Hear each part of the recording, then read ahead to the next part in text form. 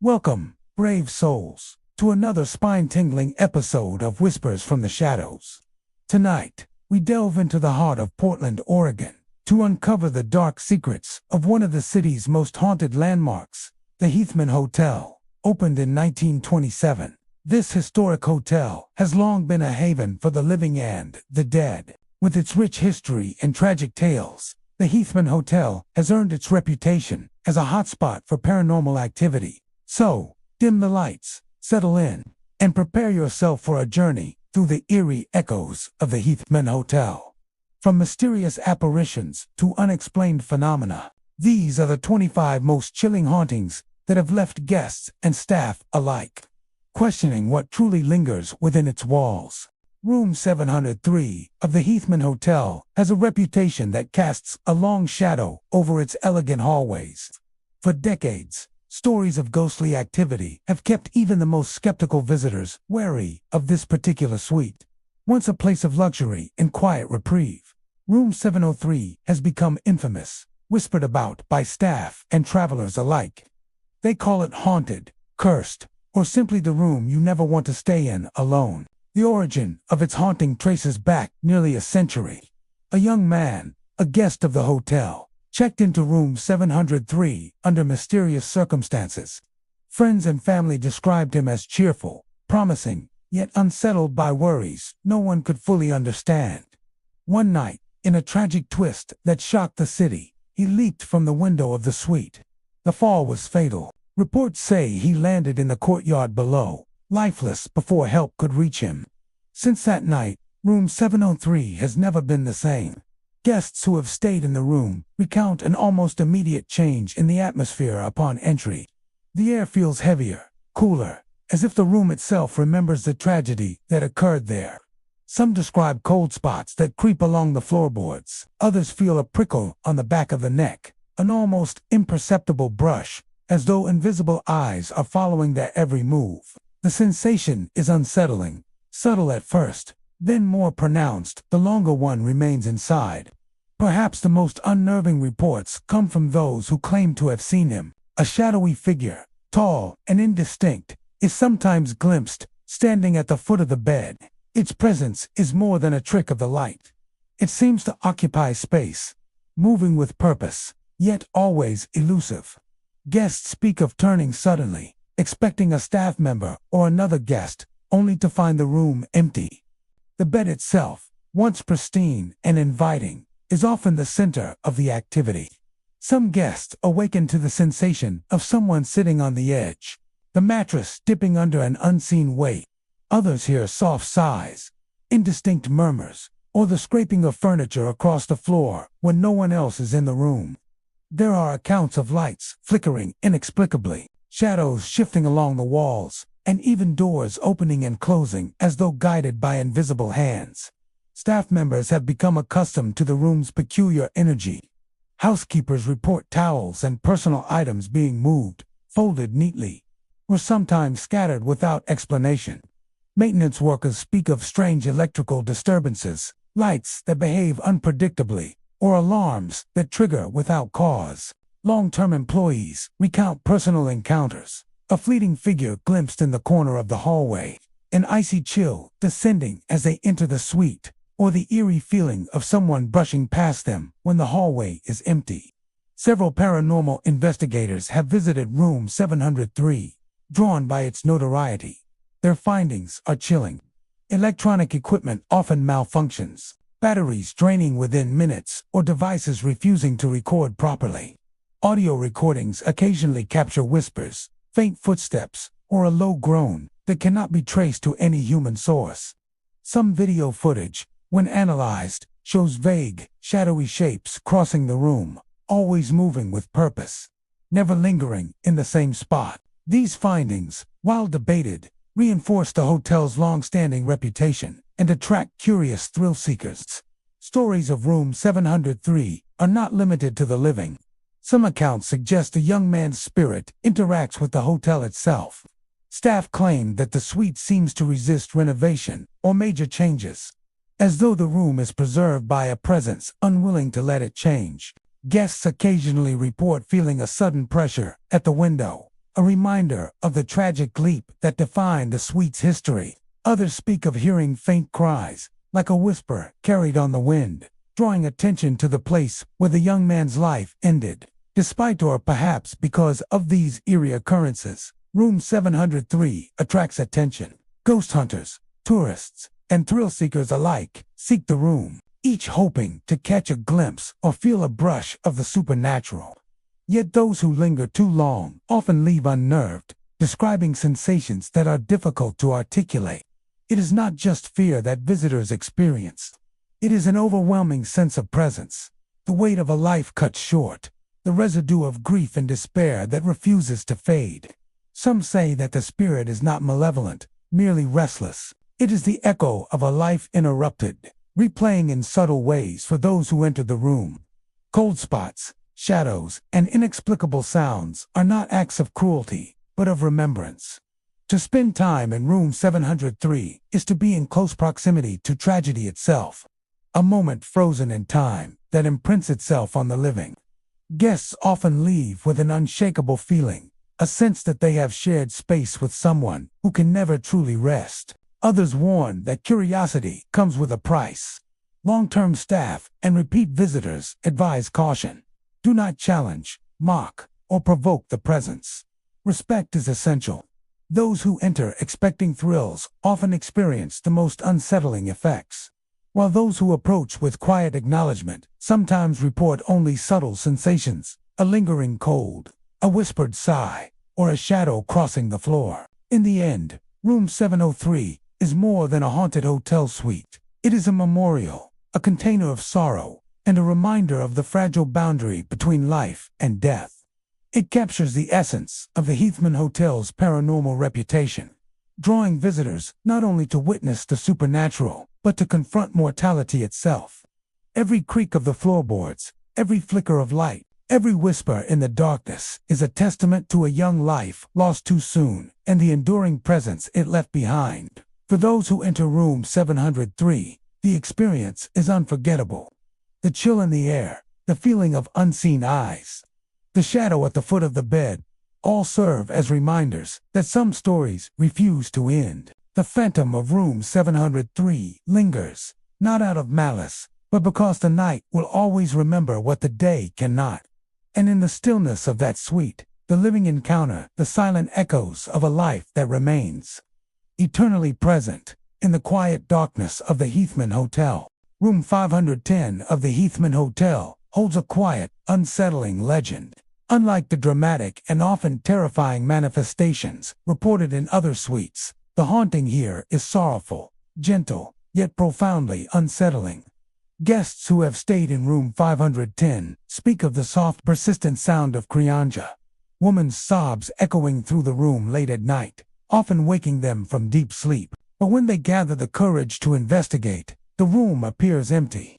No figure waits in the shadows, no one lingers in the corners. Yet the sound continues, faint yet unmistakable, lingering in the corners of the room, like an invisible presence that refuses to leave. The origin of the haunting is shrouded in mystery, pieced together through fragments of hotel records, local gossip, and whispered stories passed down among staff. Many believe the crying woman is the spirit of a guest who once stayed in the room decades ago. Some accounts describe her as a young woman traveling alone, her life filled with promise, only to be tragically cut short within these walls.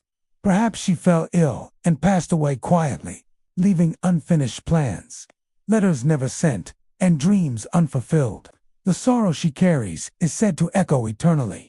Trapped in the confines of Room 510, visitors often describe an immediate change in atmosphere the moment they enter the suite. The air feels heavier, almost suffocating, and a faint chill brushes along the skin, particularly near the corners of the room. Guests speak of feeling watched, not with menace, but with the weight of sadness. It is the sense of someone silently waiting, grieving, and longing, even decades after their departure from the living world. Some describe the sensation as a gentle pressure, like the soft touch of a hand on the shoulder, though no hand is ever present. Others sense a quiet presence beside the bed, listening, invisible yet insistent. The crying itself is unnerving in its realism. It is never loud or jarring, but soft and almost conversational in tone, as if the woman speaks through her tears. Some guests have reported that the sobs are rhythmic, following the cadence of grief, rising and falling, as if the spirit relives her sorrow repeatedly. The sound sometimes drifts toward the door, as though moving with the listener, and other times emanates from a single spot near the window, where moonlight falls faintly across the floor. Guests often attempt to pinpoint its source, only to find the room empty. Chairs remain in place, beds untouched, and curtains hanging undisturbed. Long-term staff of the hotel have their own stories. Housekeepers, when cleaning room 510, have reported sudden chills, brushes of air across the face, and the inexplicable sense of not being alone. Some say they have heard the faint whimpering when the room is otherwise empty, or felt a lingering pressure on their shoulders as they fold towels or straighten sheets. Maintenance staff occasionally experience strange occurrences, such as lights dimming when no one is present, or doors swinging slightly on their own. Even the elevator that serves the floor seems to behave oddly when room 510 is occupied. Delays in arriving, flickering lights, or a sudden chill in the air as it opens. The haunting is subtle but pervasive. Unlike more aggressive spirits, the crying woman does not strike fear through sudden movements or violent disturbances. Her presence is a constant, soft, and sorrowful reminder of a life lost and a grief that has no resolution. Guests who encounter her often describe a profound sense of melancholy lingering after they leave the room. Some report feeling inexplicably heavy with sadness, carrying the weight of her sorrow through the hallways and out into the city.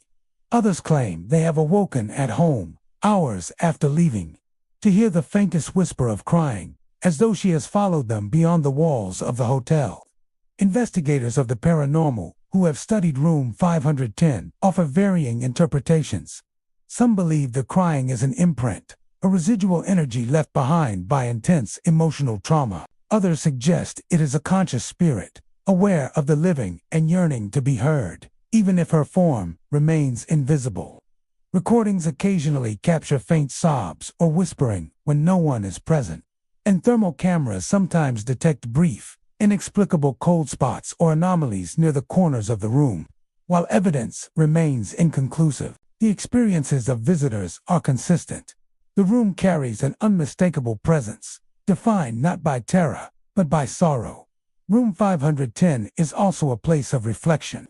Some guests report being compelled to sit quietly in the room, listening to the sobs without interruption, feeling a strange connection to the woman. A few have left notes on the nightstand, small tokens of comfort or empathy, and claim that the crying softens, as if acknowledged. This suggests that, while the spirit is rooted in grief, she may also seek acknowledgement, a recognition of her existence, even after death. Despite its reputation, Room 510 remains a sought-after suite. Travelers and ghost enthusiasts are drawn by curiosity, compelled to witness firsthand the subtle haunting that sets this room apart from others. Yet most are careful, respecting the sadness that lingers here. The room is not violent, vengeful, or aggressive. It is profoundly human, a manifestation of grief that refuses to fade with time. Those who enter often leave with a renewed sense of empathy, touched by a sorrow that transcends the boundaries of life and death. In the end, room 510 of the Heathman Hotel is more than a haunted suite. It is a testament to enduring loss, a silent witness to a story left unfinished. The crying woman is not seeking harm, only recognition, a reminder that grief, once deeply felt, can echo far beyond the moment in which it began. Guests who encounter her find themselves not in a place of fear, but in a space of remembrance, where sorrow is acknowledged, honored, and carried forward. To spend a night in room 510 is to enter a quiet dialogue with the past, to feel the weight of life's fragility, and to listen to a voice that has lingered for decades. The soft sobs that drift through the walls are not merely sounds. They are an invitation to witness, to understand, and to feel, long after the moon has set and the sun rises over Portland. In that sense, Room 510 remains eternally alive, a space where grief never sleeps, and a sorrowful presence waits for the living to remember it once more. The 8th floor of the hotel has long been a place whispered about by staff members and returning guests, a place that holds an unsettling reputation, separate from the rest of the building. Unlike the grandeur of the lobby or the lively atmosphere of the bar, the 8th floor seems to exist in its own quiet dimension. The hallways there are narrower, the carpeting slightly older, the lighting dimmer than anywhere else. Some say it is simply the result of the hotel's age, while others claim the floor was never meant to be occupied. What makes the 8th floor truly infamous, however, is the figure that staff have come to call the Shadow Man. The Shadow Man is not described as a ghostly apparition in the traditional sense. He does not shimmer or appear translucent, nor does he manifest with glowing eyes or ghastly features. Instead, those who claim to have seen him describe him as an impossibly tall, pitch-black silhouette of a man. His form is perfectly solid, as if made of darkness itself, standing silently at the end of the corridor or drifting past an open doorway. The disturbing part, according to many, is that he never makes a sound. His footsteps do not echo across the carpeted floor, nor does he breathe. He simply lingers, staring without a face, watching those who catch sight of him. One of the earliest reports came from a night cleaner who was assigned to the 8th floor years ago. She had been vacuuming near the stairwell when she felt a heavy pressure settle on her chest, a weight of dread that made her stop in her tracks.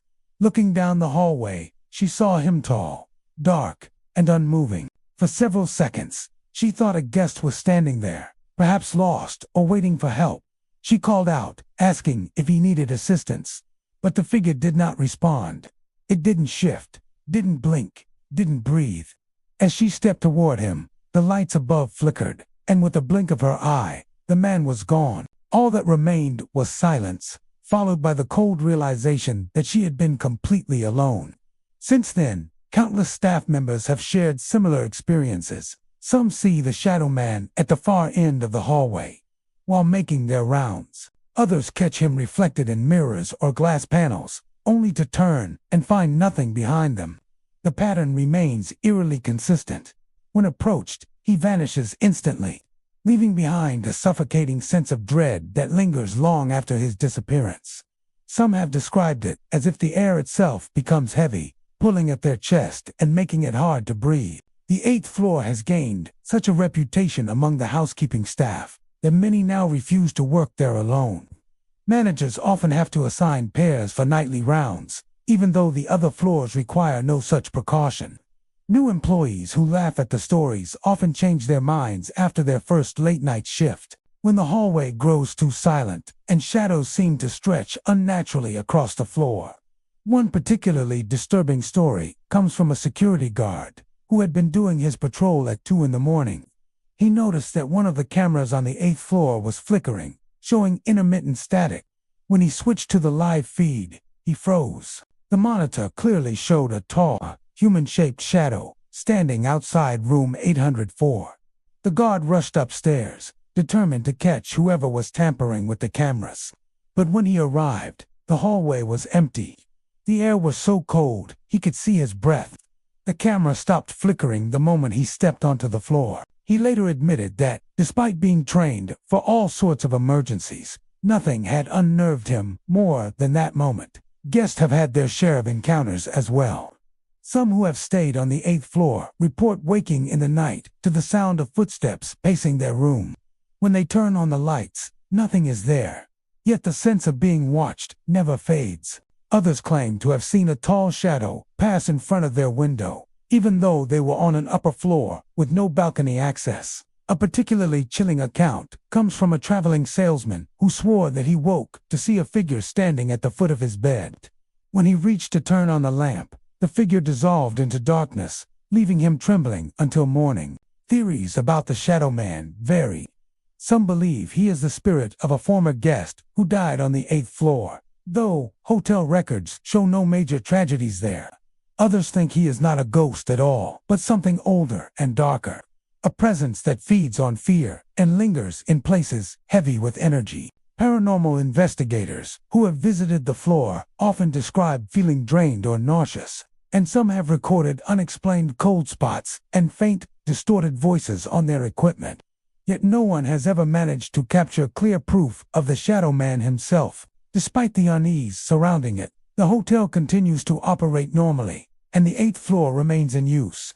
Guests are rarely told about the stories unless they happen to ask, but staff share knowing glances whenever someone checks in there. For those who have seen him, the Shadow Man is not just a legend or a trick of the light. He is a presence, an observer, lurking just beyond reach, vanishing the moment you approach, yet leaving behind a weight so real it cannot be denied. Even now, employees speak of him in hushed tones, unwilling to tempt fate. They say that once you've seen the Shadow Man on the 8th floor, you never forget him. The darkness of his form etches itself into your memory, and the heavy dread he brings follows you long after you've left. Many wonder if he is still there, watching from the dimly lit corridor, waiting for the next unlucky soul to cross his path. For the 8th floor may look like any other in the hotel, but to those who know the stories, it is his domain, a place where shadows breathe, silence watches, and the figure of a man made of darkness waits in eternal stillness. The elevator of the old hotel has become one of the most unsettling parts of the building, earning a reputation among guests and staff alike as something far more than just a mechanical convenience. At first glance, it looks ordinary and aging, but polished lift with brass fixtures and a small mirror at the back, as though it operates under its own will, independent of any buttons pressed. Many stories circulate about the haunted elevator, and though the hotel management dismisses them as urban legends, those who have experienced its strange behavior are not so quick to brush it off. Guests have reported the elevator rising and descending on its own late at night, stopping at random floors where no one waits. The doors will open with a soft chime, revealing only empty hallways. Some say the air outside the elevator feels different in those moments, colder, heavier, as if the emptiness itself is alive.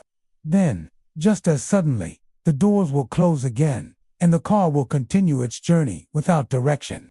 Those trapped inside during such rides describe a mounting sense of dread, as though someone invisible is sharing the confined space with them. One account comes from a couple who checked into the hotel for a weekend stay. Returning from dinner, they boarded the elevator on the ground floor and pressed a button for the 7th. The elevator began its smooth ascent, but halfway up, it stopped abruptly on the 3rd floor. The door slid open to reveal a pitch-black corridor, the lights inexplicably off. No one stepped in, and no sound echoed from the hall. After a tense pause, the doors closed, and the elevator continued its climb. Just as they began to relax, it stopped again, this time on the 5th floor. Once more, the hallway was empty, and yet the couple felt the distinct sensation of being watched. By the time they reached their room, they were shaken enough to avoid using the elevator for the rest of their stay. Housekeeping staff also speak in hushed voices about their experiences. One maid, working a late shift, reported entering the elevator alone with her cart of supplies. She pressed a button for the 8th floor, but instead of ascending, the car descended all the way to the basement, a level that was supposed to be locked. When the doors opened, the lights inside the basement flickered weakly, revealing rows of old furniture and discarded equipment. She swore she heard faint footsteps echoing from the darkness, though no one was visible. The doors closed again before she could investigate, carrying her back to the lobby. She refused to ever ride alone after that night. Security guards have their own unsettling tales. One recalls watching the security monitors late one night when he noticed the elevator moving between floors repeatedly, despite no one calling it. He switched between the hallway cameras and saw the doors opening into empty corridors, pausing, then closing again. He radioed another guard to check in person. When the guard entered the elevator to see if it was malfunctioning, he reported that the temperature inside was freezing cold, his breath visible in the air. Strangely, the control panel lights dimmed and flickered while he was inside, though the power in the rest of the building was stable. Perhaps the most chilling stories come from guests who claim the elevator is not always empty. One man reported stepping inside on the 6th floor and immediately feeling that he was not alone. When he glanced in the mirrored panel at the back, he saw what looked like a dark figure standing behind him. He spun around in panic, but the car was empty. By the time the elevator reached the lobby, he bolted out, pale and trembling, insisting that he would take the stairs for the remainder of his stay. Children, too, seem especially sensitive to the elevator's presence. A family once described their young daughter waving into the empty space before the doors closed. When her parents asked what she was doing, she simply replied, "I'm saying goodbye to the man in the corner." The parents exchanged nervous glances, knowing full well that no one else had been inside. Paranormal investigators who have visited the hotel claim the elevator is a hotspot of energy. Some believe it acts as a kind of conduit, a passage between the living world and something beyond. Their equipment often registers sharp temperature drops within the elevator car, and on more than one occasion, voices have been captured on recorders. These voices are faint, distorted, and unintelligible, but the tone is unmistakably human, sometimes whispering, sometimes sighing, sometimes even calling out a name. Theories about the haunting vary. Some suggest that the elevator is tied to a death that occurred within the hotel long ago. Legends speak of a worker who died during the building's construction, crushed by the very machinery meant to power the lift. Others believe a former guest met their end in one of the upper floor rooms, and their restless spirit now roams the hallways, using the elevator to move between levels. There is even a belief that the elevator itself has become a vessel for residual energy, absorbing decades of emotion from all who have ridden it, until it developed a presence of its own. What makes the stories most unsettling is their persistence. Mechanical faults can be repaired, lights can be replaced, but the experiences of those who ride the elevator remain eerily consistent. Guests describe the same feelings of unease, the same random stops, the same cold air, and unseen company. No official explanation has ever fully satisfied those who have lived through it. The haunted elevator has since become part of the hotel's identity, a silent passenger that few wish to encounter, but many speak about in whispers. Some guests even ride it intentionally, daring themselves to face the unknown. Yet most who experience its strange behavior walk away shaken, unwilling to tempt it a second time. Whether it is the spirit of a lost soul, a remnant of tragedy, or something more sinister, the elevator continues its nightly journeys, opening its doors to empty hallways, carrying passengers to places they never asked to go, and leaving behind a chilling reminder that not all rides end where they are meant to. The hotel's lobby has always been admired for its elegance. Marble floors gleam beneath chandeliers, velvet armchairs sit in tidy arrangements, and in the center of it all rests the grand piano. Its polished black surface reflects the soft glow of the lamps, and for decades it has been the centerpiece of countless events, receptions, and evenings of entertainment. Guests often take photos beside it, while musicians occasionally fill the lobby with warm melodies. Yet, for all its beauty, the piano is also the source of one of the hotel's most unnerving legends. When midnight comes and the halls grow still, the grand piano is said to play by itself.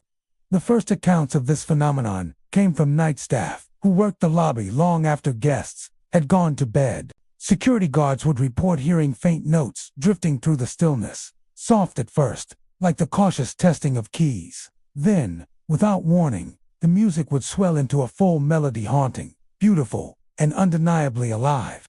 When they would rush to the piano, the sight always left them unsettled. The keys sat perfectly still, untouched by human hands, and yet the echo of the music still lingered in the air. One housekeeper recalled standing frozen in place as the notes carried through the empty lobby. She had been dusting shelves in the corner when the sound began. The song, slow and melancholic, seemed to fill every corner of the grand hall. She swore she could feel the vibrations under her feet, as though the building itself were humming with the tune. Gathering her courage, she approached the piano, expecting to see someone seated at the bench. But there was nothing, only the silent, gleaming instrument with its lid open as if waiting for the next player. The music ceased the moment she was within reach, leaving her surrounded by silence so heavy it felt oppressive. She never worked alone again. Guests have their own stories. Some who passed through the lobby late at night claimed to hear the distant sound of piano music echoing from behind closed doors, only to discover the lobby deserted. A newlywed couple once reported being awakened in their suite by what they described as a sad, drifting lullaby. Convinced the musician was playing in the lobby after hours, they stepped out onto their balcony overlooking the entrance hall. To their astonishment, the piano was playing itself. The keys moved, deliberate and graceful, striking each note as though guided by invisible hands. They watched, wide-eyed and trembling, until the song ended and the piano fell silent. Over time, the midnight serenade became more than just rumor. Too many staff members and guests experienced it for the stories to be dismissed as imagination. Yet no one could explain why or how it happened. Some tried to attribute the phenomenon to air pressure or faulty mechanics within the piano, but professional tuners inspected it repeatedly and found nothing unusual. The instrument was in perfect working order. Others suggested sound carried strangely through the building at night, perhaps from outside. But those who had witnessed the keys moving swore it was no trick of acoustics. Theories began to spread.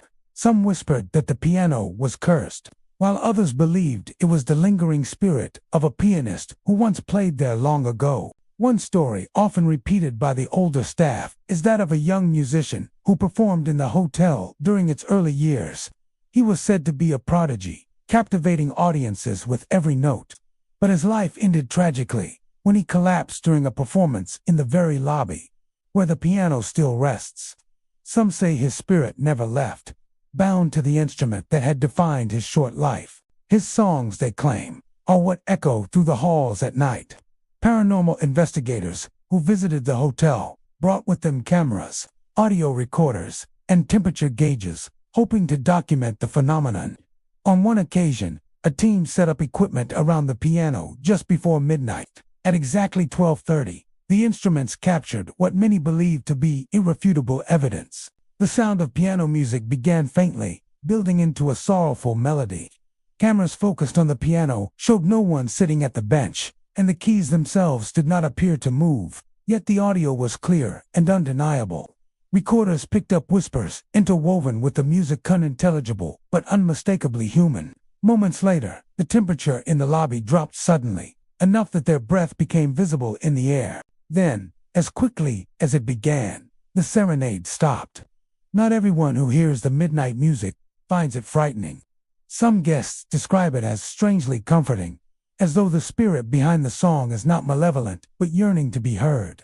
A woman who stayed in the hotel during a difficult period of her life once said the music felt like a message meant for her, a reminder that beauty exists even in sorrow. Others, however, leave with an entirely different impression, claiming the melodies are too mournful, too heavy, carrying an undertone of grief that seeps into the soul. Regardless of interpretation, the Midnight Serenade has left its mark on the hotel's identity. Staff speak of it cautiously, with a mixture of fear and reverence. Some refuse to pass through the lobby after dark, while others linger in hopes of hearing the phantom music again. Guests, curious about the legend, sometimes gather late at night in the hope of witnessing it for themselves. A few walk away convinced, while others hear nothing at all, perhaps because the pianist chooses when and for whom to play. What remains certain is that the piano stands as more than a piece of decoration. It is a reminder that some stories cannot be neatly explained away, that history lingers in strange and unexplainable ways. Whether it is the spirit of a long-departed musician, the residue of countless performances, or something else entirely, the grand piano continues to breathe life into the silent hours of the night. Its melodies echo softly through empty halls, weaving a haunting serenade that belongs to no living hand. The legend endures, growing with each retelling, each midnight witness, and each trembling guest who swears they heard the impossible. In the quietest hours, when the world outside is still and the hotel slumbers in darkness, the piano waits. And when the time is right, its keys sing again, carrying a song from beyond the veil, a song that reminds all who hear it that some spirits never stop playing. Late at night, when the hotel settles into its uneasy quiet and the hum of daily life fades away, a different sound begins to stir. It does not come from the clinking of glasses at the bar or the shuffle of late-arriving guests dragging luggage. Instead, it comes from the long, dim corridor's footsteps echoing against the old walls. Deliberate and measured, as if someone unseen is pacing the halls. Guests and staff alike have heard them. The steady rhythm of shoes on carpet or the sharp tap against polished tile. They follow the sound, only to find the corridors empty, no figure in sight. These phantom footsteps have become one of the hotel's most unnerving mysteries. Many describe the sound as startling in its clarity. It is not faint or muffled, not a trick of the wind or a distant door creaking. The footsteps carry with purpose, echoing in ways that make them impossible to ignore. One guest recalled lying awake in his room on the 4th floor, hearing what he thought was someone pacing directly outside his door. He listened for several minutes, the steps growing louder, then softer, as though the walker moved back and forth. Finally, the guest mustered the courage to open his door. But when he looked into the hallway, it was empty, stretching silently in both directions. The sound ceased instantly, leaving him with only the heavy stillness of the corridor. A housekeeper, finishing her shift past midnight, reported a similar experience. She was pushing her cart along the 7th floor hallway when she heard footsteps behind her. The sound was quick, hurried, as if someone were walking directly in her path. She stepped aside to allow the person to pass, but when she turned, the hallway was deserted. Still, the footsteps continued for several moments, circling her cart, before stopping as abruptly as they had begun. She abandoned her supplies that night and hurried to the elevator, refusing to return to that floor alone again. Security personnel, often skeptical of ghost stories, have also been forced to acknowledge the phenomenon. One guard admitted during a late-night round that he distinctly heard footsteps following him as he walked the length of the 5th floor corridor.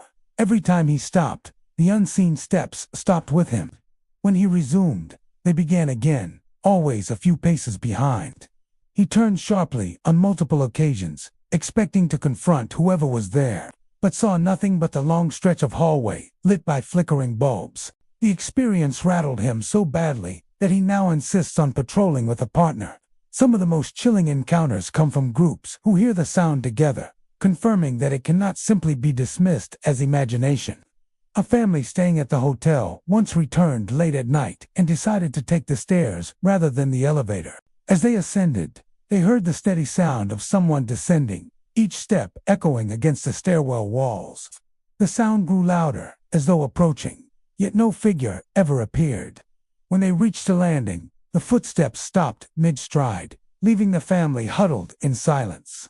The father insisted they take the elevator from then on, unwilling to use the stairwell again. The abrupt way the footsteps cease has unsettled many, unlike the natural fading of sound as someone turns a corner or walks away. These phantom steps end mid-motion, as though the walker simply ceases to exist.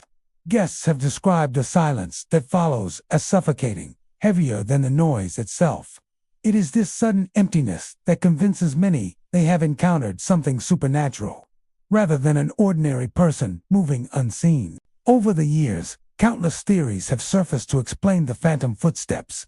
Some suggest they are the lingering imprint of former guests, trapped in a loop of endless pacing. Others believe the sound belongs to staff who once worked the hotel in its earliest days, carrying out their nightly duties long after their deaths. There are also darker stories, whispered among employees, about tragedies hidden in the building as past lives, cut short in the very hallways where the steps are heard. Whether residual energy or conscious spirit, no one can say for certain. Paranormal investigators have been drawn to the hotel in search of answers. Using sensitive microphones and motion sensors, they have attempted to capture the mysterious footsteps. On several occasions, they recorded distinct sounds of pacing when no one was present. Even more unnerving, the audio sometimes captured overlapping steps, as though multiple invisible walkers were moving together. Investigators described hearing the noises with their own ears while watching empty hallways on camera. the footsteps echoing loudly without explanation. Not all experiences with the disembodied steps are terrifying. Some guests describe them as strangely calming, the sound of a steady rhythm lulling them to sleep, as though the walker means no harm. Yet for others, the noise brings dread, especially when it seems to follow them personally. A businessman swore that the steps trailed him down the corridor one night, matching his pace exactly. When he stopped at his door, the footsteps halted behind him. He unlocked his room with trembling hands, slammed it shut, and spent the night with the lights on, unable to shake the feeling that someone had nearly followed him inside. Even the staff who work daily within the hotel never grow entirely used to the sounds. They share glances when the echo begins, each remembering their own encounter. Some choose to ignore it, pushing forward with their duties, while others make excuses to leave the area. Though management avoids acknowledging the stories publicly, privately, many employees admit they believe the halls are haunted. The phantom footsteps, they say, are proof that something lingers in the building, watching and walking when the living are least prepared for it. To this day, the footsteps remain a mystery. They begin without warning, often in the quietest hours of the night, and end just as suddenly. Guests continue to wake in confusion, pressing their ears to the door to listen, while staff move quickly through the halls, hoping to avoid them.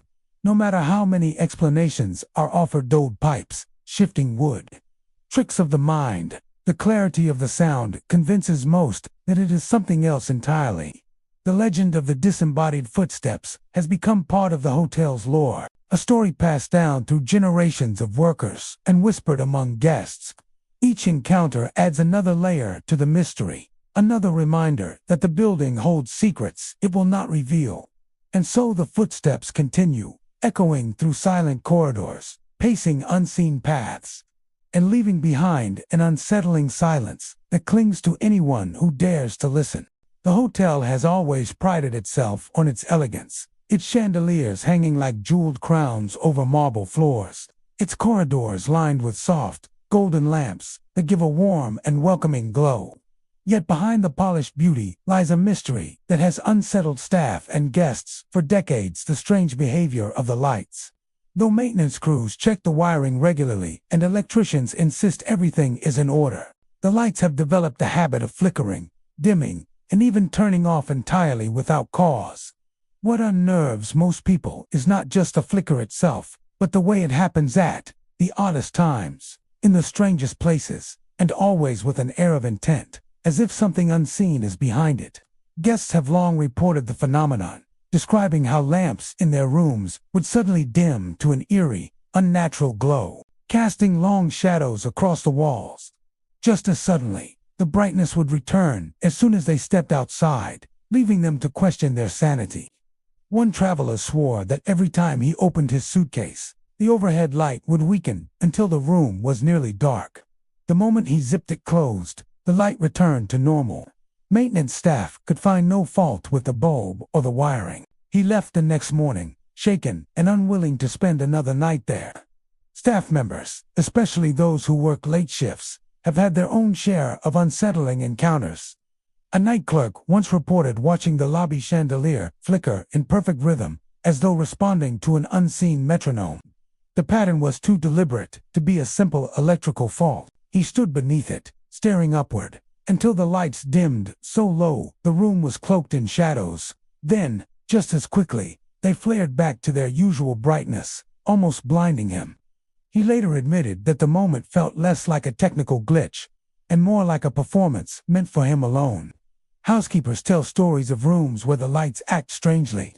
Always the same ones, no matter how many times the wiring is checked. In one room, on the 6th floor, maids say the lamps flicker when they begin to make the bed, steadying only once they leave.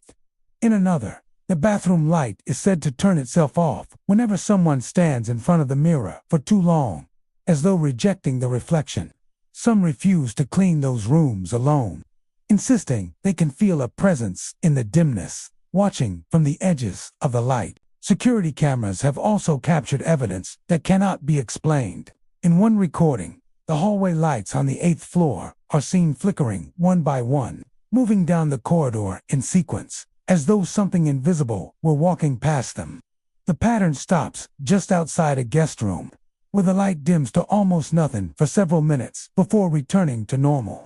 When the guard on duty reviewed the footage, he swore he saw a faint shadow crossing the walls during the blackout, though nothing appeared on closer inspection. For some guests, the flickering lights are more than an inconvenience, they are a source of fear.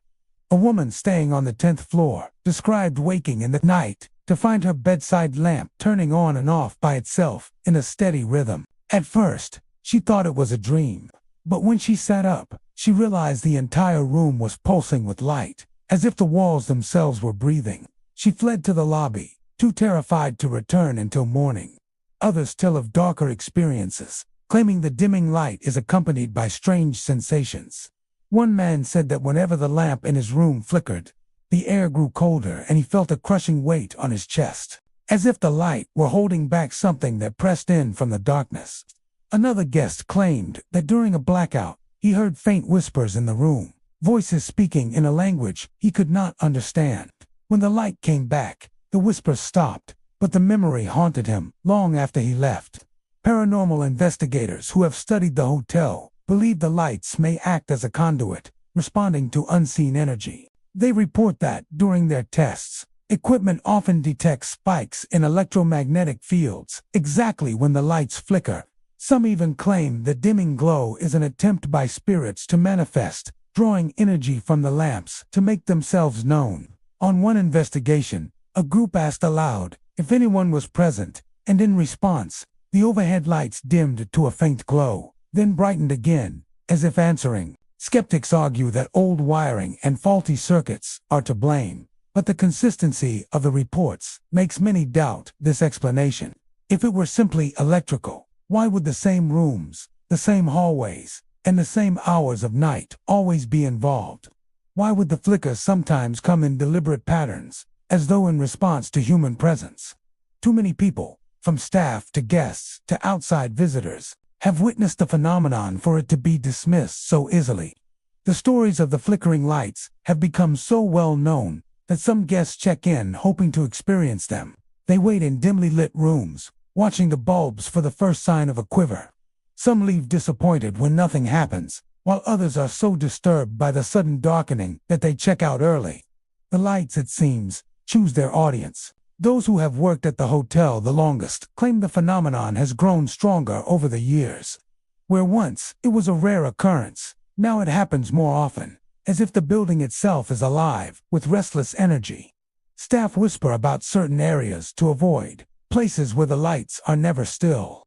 They say the shadows there are thicker, clinging to the walls even when the bulbs burn bright. To this day, no one has found an answer. The electricians still insist the wiring is sound, while guests and staff continue to describe experiences that defy logic. The flickering lights remain one of the hotel's most enduring mysteries, a reminder that not everything can be explained by reason alone. Some believe the lights are a warning, a sign that unseen forces are near. Others think they are a communication, a message carried in the simplest of signals, darkness and light. Whatever the truth, those who encounter the phenomenon rarely forget it. The sudden dimming, the eerie glow, the oppressive silence that follows it stays with them long after they leave. And perhaps that is the most unsettling part of all. The idea that the light does not just flicker at random, but with intention, as though something beyond the veil is watching, waiting, and reaching out through the glow of a single bowl. The mirror in room 306 has long been the subject of hushed conversations among the hotel staff. Unlike the ornate chandeliers or the grand piano in the lobby, it is not something the hotel displays proudly. To the casual eye, it is just a tall, antique mirror with a gilded frame placed against the wall opposite the bed. Its glass surface is slightly worn with age, bearing the faint silvering that comes from decades of use. But what unsettles guests is not its appearance. It is what the mirror shows reflections of things that are not there. Guests who have stayed in room 306 often leave abruptly, some refusing to return, others demanding to be moved in the middle of the night. They all report the same chilling experience, seeing figures in the glass that vanish when they turn around. At first, The reflections seemed subtle, a flicker of movement just behind the viewer's shoulder. A shadow where there should be none, a figure standing silently at the edge of the room. Most people dismissed the first instance, believing their tired eyes are playing tricks. But as the night wears on, the images become clearer, impossible to ignore. One guest described brushing her hair before bed, only to notice a pale woman standing in the corner of the reflected room. The woman's face was blurred, as though the glass refused to capture her features, but her outline was unmistakable. The guest spun around, heart racing, but the corner was empty. When she turned back to the mirror, the woman was still there, closer now, lingering just behind her shoulder. Another account came from a businessman who had checked in late and, exhausted from his trip, paid little attention to the stories whispered by staff. In the early hours of the morning, he awoke to the sensation of being watched. Turning on the bedside lamp, he caught sight of the mirror. His reflection was visible, but behind him stood a tall, shadowy figure. Its posture was rigid, its head tilted unnaturally to one side. He whipped around, certain an intruder had entered his room, but found only empty air. When he looked back at the glass, the figure remained, unmoving, its faceless head still fixed on him. He checked out before dawn, pale and shaken, insisting the hotel remove the mirror entirely. Staff members themselves avoid room 306 whenever possible. Housekeepers assigned to clean it often request reassignment, especially after experiencing the mirror firsthand. One maid reported that, while dusting the dresser, she glanced at the mirror and saw herself reflected with someone standing directly behind her. The figure's hand rested on her shoulder in the reflection, though her real shoulder felt nothing. She dropped her supplies and left the room, refusing to enter again. The mirror's history only deepens the unease. Records suggest it was brought into the hotel during its early years, purchased from an estate sale after the death of a prominent family in the area. Rumors claim that tragedies plagued the household, where it originally stood. Mysterious illnesses, sudden deaths, and whispered tales of madness. Some believe the mirror absorbed the energy of that home, carrying its sorrow and unrest into the hotel. Others suggest it acts as a window, reflecting not just the present but something beyond, a glimpse into a world parallel to our own. Paranormal investigators have tried to study the mirror, though their efforts rarely last long. Some have captured photographs where faint, translucent faces appear beside the living subjects, visible only in the reflection. Audio recorders placed in the room pick up whispers, indistinct but urgent, during the times the mirror is observed. One investigator reported seeing his own reflection smile at him, even though his actual face remained expressionless. He left immediately, refusing to enter the room again. Guests who are brave or foolish enough to stay in room 306 sometimes attempt to challenge the mirror directly. A young couple once dared each other to stand before it at midnight, watching for any sign of movement. At first, nothing happened, but then the lights dimmed slightly, and their reflections began to lag behind their real motions, as though the glass were delaying their movements. When the woman raised her hand to her face, her reflection did not follow immediately, but instead lifted its arms several seconds later. Terrified, they both turned and ran, leaving their belongings behind. The strangest reports describe the mirror not only showing figures, but also altering the reflection of the room itself. Some guests claim that the mirror displays furniture or objects not actually in the space. One man swore he saw a rocking chair behind him in the reflection, gently swaying, though the room contained no such chair. Another described seeing the wallpaper peel away in the glass, revealing dark stains beneath, even though the real walls were perfectly intact. Despite the number of complaints, the hotel has never removed the mirror. Some say it is because the management believes the legend attracts a certain kind of guest, those fascinated by the paranormal. Others believe it is because attempts to move the mirror have failed. On 2 separate occasions, staff tried to remove it from the room. Both times, movers reported that the glass grew ice cold to the touch, and the weight of the mirror seemed to increase, as though resisting. One mover claimed to see his own reflection grimacing in pain when he placed his hands on the frame, even though his actual face was calm. The attempts were abandoned, and the mirror was left where it stood. Today, Room 306 is often left unoccupied unless specifically requested. Guests who hear the stories sometimes seek it out, curious to test their courage. A few leave boasting that nothing happened, but more often, they depart, shaken, unwilling to speak of what they saw. The mirror remains, its surface smooth and gleaming, waiting for the next person to gaze too long into its depths. What unnerves those who have encountered it most is not just the fleeting visions, but the sense that the mirror is aware. The figures it reflects do not move randomly. They watch, they linger, sometimes they come closer. And in the silence that follows, when the room is empty and the reflection remains haunted, one thought chills every witness to the bone. Perhaps the mirror is not reflecting something from beyond, but revealing something that has always been standing just behind them, unseen until the glass gives it away. In the quiet of the night, when the Heathman Hotel's corridors are empty and the city outside sleeps, some guests are awakened by a sound that chills the spine, a phone ringing in the dead of night. The calls are always unexpected, always from an unknown number, and always carry an unease that cannot be explained. Guests report picking up the receiver to hear only silence. Yet, the sensation of being watched or followed lingers long after the line goes dead. It usually begins subtly. A guest might awaken around 3 or 4 in the morning, disturbed by the sharp tone of the ringing phone cutting through the darkness of their room. The display shows no name, just unknown. Hesitant, they answer, expecting perhaps a wrong number or a simple prank. But there is nothing, no voice, no background noise, only an oppressive silence that seems to vibrate with presence. Many describe a feeling that the caller is not just distant, but somehow in the room with them, observing, aware, and patient. Some guests have reported that the calls are not brief interruptions, but drawn-out events. The phone may ring repeatedly over several minutes, each ring amplifying the tension in the otherwise still room. Occasionally, guests swear they hear faint static, whispers, or the almost imperceptible sound of breathing.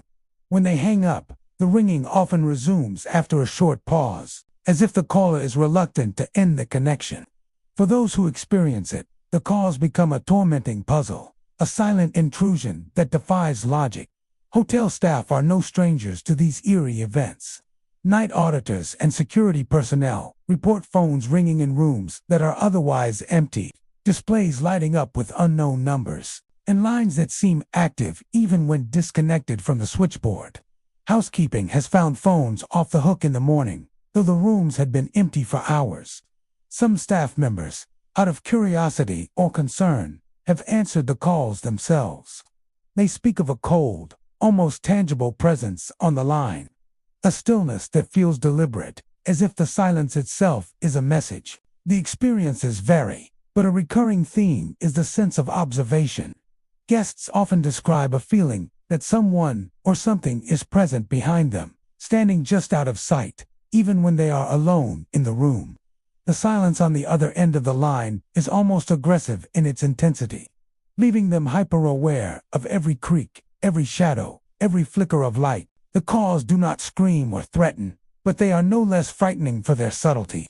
The terror comes from the awareness that someone unseen is reaching across the distance, connecting in a way that should not be possible. One particularly unsettling account comes from a guest who had stayed at the hotel several times before. He received a call at 3:07 a.m., the ringing sharp and insistent. When he picked up, there was nothing but silence, but he felt a presence, pressing close, a weight in the air that seemed to linger behind him. He turned quickly, expecting to see someone in the room, but it was empty. When he looked back at the phone, the display showed unknown, as if nothing had happened. He attempted to record the call, but the device captured only a faint hiss, no voices, no sound beyond a vague static, leaving him with the memory of the encounter alone. No proof, only an impression of intrusion. Paranormal researchers suggest the calls may be a form of electronic voice phenomenon, though one experienced in real time.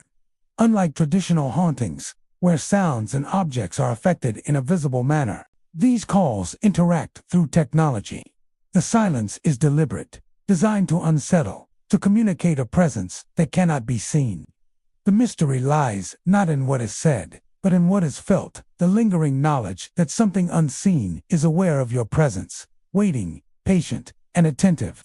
Guests often leave with a sense that the call continues beyond the phone, lingering in the room, or even in their own minds. Some feel it follow them throughout their stay, a silent, invisible observer that cannot be ignored.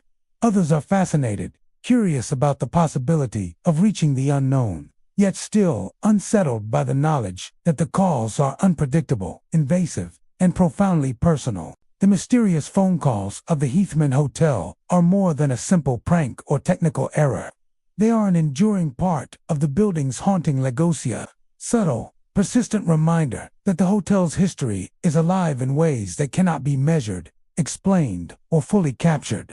To receive one of these calls is to confront the unknown, a silent presence that stretches across space and time, leaving only unease, awareness, and a chilling certainty that someone or something is always listening. The library of the old hotel is one of its most charming features by day. High shelves line the walls from floor to ceiling, filled with leather-bound volumes that smell faintly of age and dust. Tall windows let in soft light, illuminating heavy armchairs where guests can sit in peace. It is a quiet retreat, a place where the bustle of the outside world seems to disappear.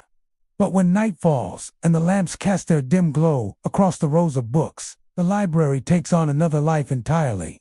For decades, guests and staff have spoken of an unseen presence lingering there, a watcher who makes itself known in subtle, chilling ways.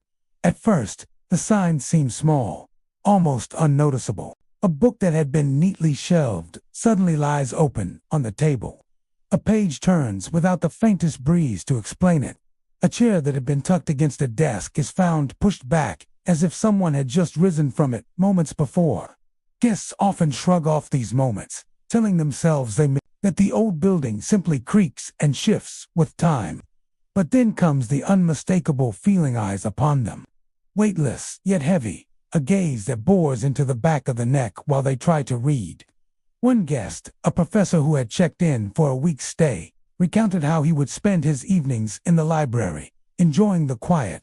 But every night, he grew more uneasy. He felt the distinct sensation of someone standing just behind him, leaning close enough that he imagined he could feel the warmth of their breath. Yet each time he turned, the room was empty. The final straw came when he looked down to see the book he had been reading slowly closing on its own, the pages folding shut as though guided by invisible hands. He gathered his belongings and left the library, never to return during the rest of his stay. Staff members, too, are wary of the library after dark. A housekeeper assigned to dust the shelves once entered to find several books scattered across the floor. As she bent to pick them up, she heard the sound of another volume sliding free from the shelf above her, falling at her feet. She replaced it, only for another to fall from a completely different section moments later. Startled, she left the room, the fallen books still scattered where they had landed. Security guards who patrol at night have witnessed stranger events. One recalled sitting at the desk near the entrance to the library, flipping through his logbook, when the faint rustling of pages caught his attention. He assumed a guest had wandered in late, but when he looked inside, no one was there. Yet, he could clearly hear the sound of pages turning, as though someone were rapidly flipping through a book. The sound grew louder, echoing through the empty shelves, until it stopped as suddenly as it began. He left his post early that night, too unsettled to stay. Some of the most chilling accounts come from those who claim to have seen movement, not of figures, but of objects themselves. A young woman once sat in the library with a novel in hand, enjoying the silence, when she noticed a book slide from its place on the far shelf. It moved slowly at first, then fell to the ground with a thud. Startled, she approached and picked it up. As she did, she realized it was open to a passage that seemed strangely relevant to her life, a warning. She later described it, though she never repeated the words aloud. Paranormal investigators who have studied the library suggest the presence is intelligent, not simply a residual echo of the past. They claim the activity seems to respond to those who enter, as if the entity is curious about the living who dared to share its space. Equipment set up in the room has captured unusual readings, sudden drops in temperature, spikes in electromagnetic fields, and faint whispers caught on audio recorders. In one chilling session, an investigator asked aloud if someone was there, and in response, a heavy book fell from the shelf directly behind him. The timing was too precise to dismiss as coincidence. Legends about the library's haunting vary. Some believe the presence belongs to the hotel's original owner, a wealthy man who was known for his love of books and who reportedly spent countless hours reading late into the night. Others whisper of a guest who took their own life in the library decades ago, leaving their spirit tethered to the room. A more unsettling theory suggests the library itself, filled with the energy of thousands of stories, has become a vessel for something that thrives on attention and fear. Whatever the case, those who enter the library at night agree on one thing: they are not alone. Not every encounter is hostile. Some guests describe feeling a strange companionship, as though the presence is simply sharing the room. Content to watch quietly from the shadows. A poet who stayed at the hotel once claimed the unseen watcher gave her inspiration, the turning pages guiding her to passages she needed. Yet even she admitted the air in the library was unnervingly cold, and she never stayed long past midnight. Others are not so fortunate. A businessman awoke one night to find himself drawn to the library without knowing why. When he entered, the lamps flickered faintly, and the bookshelves loomed in silence. As he walked deeper inside, the door slammed shut behind him. He rushed back to open it, but found it stuck fast. For several minutes, he pounded on the door, only for it to swing open effortlessly the moment he gave up. The staff found him pale and shaking, unable to explain what had compelled him to enter in the first place. Over time, the library has become one of the hotel's most infamous locations. Guests ask about it with curiosity, and some even visit deliberately, hoping to experience the unseen presence for themselves. Many leave disappointed, experiencing nothing more than an old room filled with dusty books. But for others, the library delivers exactly what the stories promise, brushed with something unexplainable, a chilling reminder that not all who linger in the hotel are living. The library still stands, quiet by day, watchful by night. Books still shift on their own, pages still flutter without breeze. And those who sit too long in the armchairs still feel eyes upon them, steady and unblinking. The unseen presence remains, hidden in the silence, waiting for the next reader to sit down, open a book, and unknowingly invite its gaze. For in that room, words are not the only things alive, and every story shared between those walls carries with it the weight of something watching from just beyond sight. The ballroom of the old hotel was once its crown jewel, a glittering space of crystal chandeliers, polished floors, and sweeping drapes that framed tall windows. In its prime, it was the scene of glamorous events, where the city's elite danced late into the night. The air would be alive with the music of a string quartet, the clinking of champagne glasses, and the joyous hum of laughter and conversation. But those days have long since passed.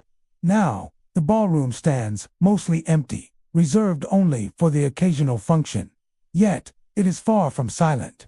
Guests who wander too close to the ballroom at night often report hearing sounds that should not exist within its abandoned walls. The echoes of a party drift through the corridors, music faint but clear, as though an orchestra plays behind the closed doors. Laughter rises and falls in waves, mingling with the sound of clinking glasses, as if a crowd is still gathered inside. But when the doors are opened, the room reveals only silence, dust, and shadows. One of the earliest accounts came from a guest who could not sleep and decided to take a walk through the hotel late at night. As he passed the ballroom, he paused, startled by the unmistakable sound of a waltz drifting into the hallway. Curious, he pressed his ear to the door and clearly heard the rhythm of violins and cellos, accompanied by the steady cadence of dancing feet. When he pushed open the door, the music stopped instantly. The vast room stretched before him, empty, with only the faint creak of the chandelier swaying gently overhead. Another account tells of a couple who were returning to their room after dinner. When they heard the sounds of laughter and clinking glasses, they followed the noise to the ballroom, expecting perhaps a private event they had not been told about. But when they entered, they found only dim light from the moon spilling through the tall windows, illuminating the empty dance floor. Just as they turned to leave, they both swore they heard a woman's voice behind them, laughing softly, only to fade into silence as they fled. Hotel staff, to avoid the ballroom at night whenever possible, a night porter once reported hearing footsteps echoing across the ballroom floor while he was locking up for the evening. At first, he thought he had forgotten to escort a guest out, but when he stepped inside, the vast room was empty. Still, the sound continued, circling the room as though dancers glided just beyond sight. He watched, rooted in place, as faint impressions appeared briefly on the dusty floorboards, shapes resembling footprints, forming patterns of a dance that ended as suddenly as it began. Housekeepers have also told stories of entering the ballroom in the morning to find chairs pulled out and arranged in clusters, as though guests had gathered there during the night. Glassware, stored neatly in the back, has occasionally been found on the tables, faint rings of condensation marking their presence, though no living hands had touched them. The strangest stories come from those who claim to have glimpsed the dancers themselves. A guest who wandered into the ballroom late one evening described seeing faint, translucent figures twirling gracefully across the floor. Their clothing seemed old-fashioned gowns that shimmered in the dim light, suits that looked decades out of style. The music, faint at first, grew louder as he stood frozen, watching the ghostly party unfold. He stumbled back toward the door, and as he did, the entire scene dissolved into silence and emptiness, as if it had never been there at all. Legends about the haunting suggest that one particular night may hold the key to the ballroom's ghostly echoes. According to local lore, the hotel once hosted an extravagant New Year's Eve ball during its golden age. The room was filled with hundreds of guests, the air sparkling with joy and celebration. But as midnight struck, a sudden fire broke out in one of the adjoining rooms. Panic swept through the crowd, and though many escaped, several lives were lost that night. Some believe the echoes of that ill-fated celebration still linger, repeating endlessly in the quiet hours of the night. Paranormal investigators have tried to study the ballroom, often setting up equipment overnight. Recordings captured within its walls have revealed faint strains of music that were not audible at the time, as well as bursts of laughter and fragments of conversation. Cameras occasionally flicker or malfunction when pointed toward the dance floor, as though something unseen interferes with their operation.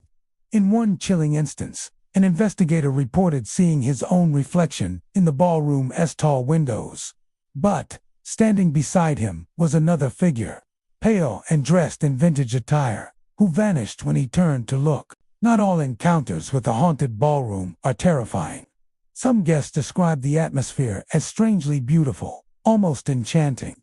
One woman claims she felt drawn to the sound of distant music one night and entered the ballroom to find it bathed in moonlight. Though she saw no figures, she swore she felt a gentle hand take hers, guiding her across the floor in a dance she could not explain. The sensation was fleeting but left her with a strange mix of sorrow and awe. Others, however, are left shaken.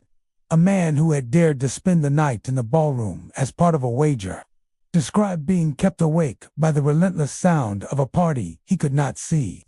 The laughter grew louder, the music more frantic, until it seemed to press in from all sides. He covered his ears, but the noise persisted inside his mind. When morning came, he was found pale and exhausted, unwilling to speak of what he had endured in the long hours between dusk and dawn. Today, the ballroom remains one of the most infamous parts of the hotel's haunted reputation.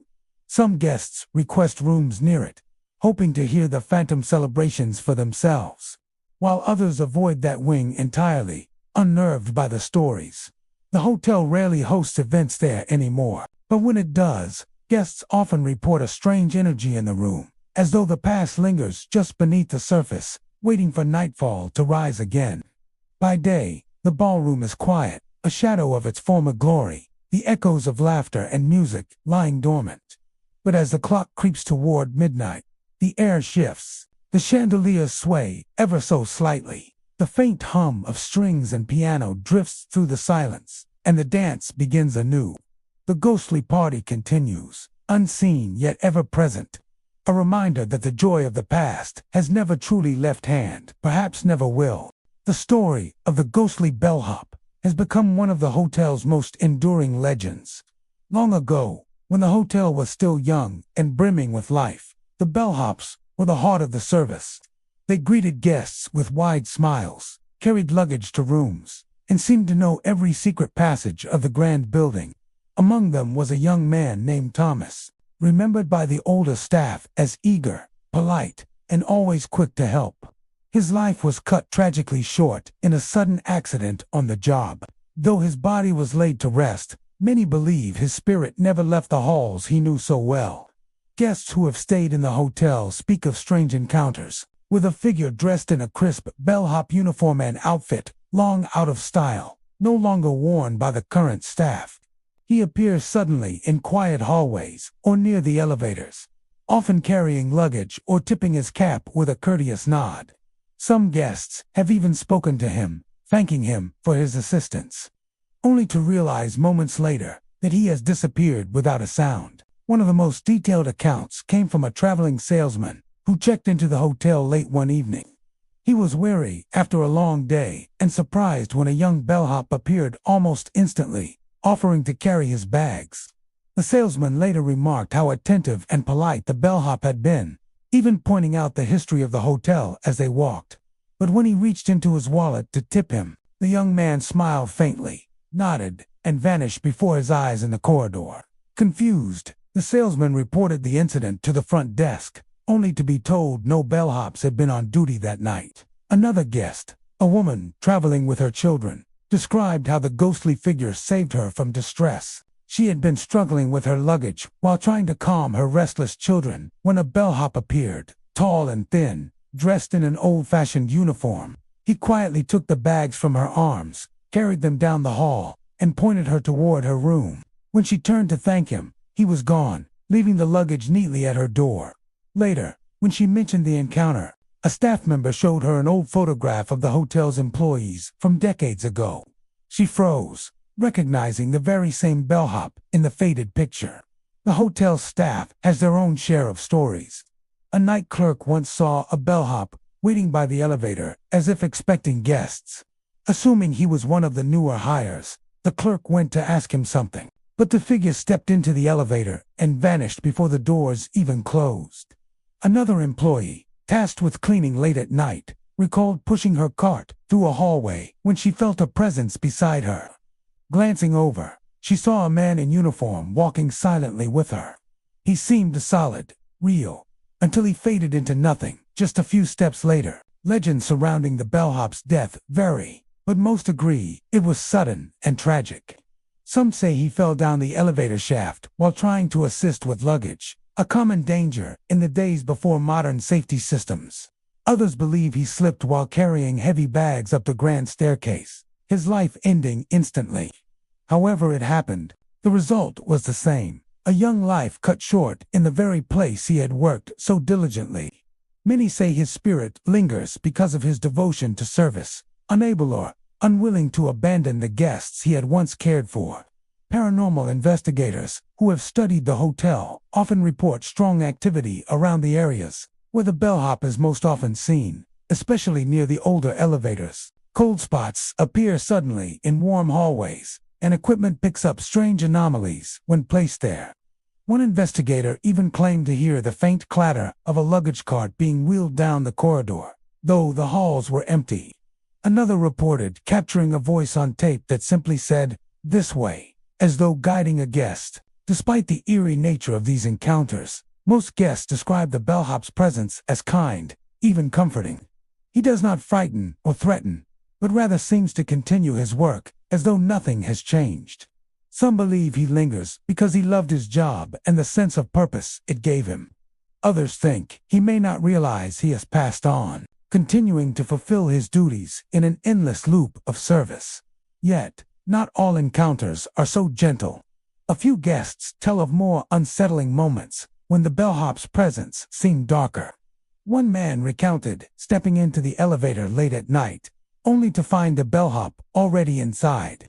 The figure stared straight ahead, silent and rigid. When the man tried to speak, the bellhop slowly turned his head, his face pale and expressionless, before vanishing as the elevator jolted to a stop between floors. The man was trapped there for nearly an hour before staff could free him, and he refused to ride that elevator again. Another chilling story involves a couple who woke in the middle of the night to the sound of a knock at their door. Expecting room service or a staff member, they opened it to see a bellhop standing there with a luggage cart. Before they could speak, the figure disappeared, the hallway empty except for the faint echo of rolling wheels fading into silence. The ghostly bellhop has become a symbol of the hotel itself, devoted, tragic, and unforgettable. His story is shared among guests and staff alike, passed down through whispers and late-night conversations. Some even say that leaving a tip on the nightstand will keep him from appearing, as though honoring his service helps put his restless spirit at ease. To this day, guests continue to report sightings of the young man in uniform, appearing in hallways, elevators, and outside rooms with luggage in hand. Always polite, always ready to serve, he lingers in the hotel's memory as more than just a ghost. He is a reminder of a time long past, of lives lived and lost within the walls of the grand building. The ghostly bellhop may have died tragically, but in the endless corridors of the hotel, his duty continues, an eternal guardian, offering help to those who need it, then fading back into the silence of the night. The story of the disappearing housekeeper is one that guests and staff whisper about when the hallways are quiet. Unlike other ghostly figures said to roam the hotel, hers is not a frightening presence, but rather a puzzling and unforgettable one. She appears as a woman in a traditional housekeeping uniform, neat dress, crisp apron, hair pinned back in a tidy style, reminiscent of decades long past. She is often seen moving silently about the rooms, dusting, straightening sheets, or polishing furniture. But when approached, she vanishes without a trace, leaving behind only the faint scent of soap and freshly laundered linen. The legend is rooted in the story of Margaret, a housekeeper who worked at the hotel many years ago. Those who still remember her describe her as dedicated and meticulous, a woman who took pride in her work. Margaret was known for humming softly while she cleaned, a habit that guests often found endearing. Tragically, her life ended suddenly one morning when she suffered a fatal accident while tending to one of the upper floors. Though her body was taken away, it seems her spirit never left. Many believe she continues to perform her duties, bound eternally to the place she cared for so deeply. Guests who have encountered her describe experiences that are startling in their realism. One traveler reported returning to his room to find a woman inside, dusting the desk. He assumed she was a staff member and thanked her politely. She smiled faintly but did not respond. When he stepped closer to place a tip on the dresser, she vanished before his eyes, the rag she had been holding falling to the floor and dissolving into nothingness. Another guest, a woman staying alone, recounted waking in the middle of the night to the sound of someone moving about her room. Alarmed, she turned on the light to see a housekeeper straightening her suitcase, folding clothes that had been carelessly left out. At first, she felt a rush of relief, believing she had simply left her door unlocked. But when she sat up in bed to speak, the housekeeper looked directly at her, gave a polite nod, and faded into the air as if she had never been there. The hotel staff themselves have long acknowledged Margaret's lingering presence. Housekeepers, in particular, speak of moments when they enter a room to find the bed already made, though no one had been assigned to clean it. Towels appear neatly folded, trash bins emptied, or curtains drawn open in rooms left untouched. Some workers claim they have heard the soft sound of humming echoing down empty corridors, always just beyond sight. Security guards have reported stranger phenomena. One described reviewing footage from the hallway cameras late at night. He saw a woman in a housekeeping uniform pushing a cart down the hall. Her steps were steady, her posture upright, but as she turned the corner, she never appeared on the next camera. When he rewound the footage, the cart itself faded from view, as though she and her belongings had dissolved into the very walls. What makes the disappearing housekeeper so unique among the hotel's ghostly legends is the nature of her presence. She is not hostile or frightening, but rather dutiful, carrying out her tasks as if nothing has changed. Paranormal investigators who have visited the hotel believe she may not even be aware she has passed on, her spirit caught in an endless loop of service. They suggest she lingers because of her strong connection to the hotel, her identity forever tied to the work she performed day after day. Some guests find her presence comforting. A couple once told the staff that they felt she was watching over them during their stay. They returned to their room each day to find things slightly tidier than they had left them, though housekeeping insisted no one had entered. On their final night, they both awoke to the sight of the woman standing quietly at the foot of their bed, her face calm and her figure faintly glowing in the darkness.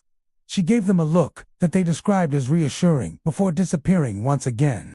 Others are less at ease. A businessman checking in for a conference awoke to see Margaret dusting the lampshade in his room.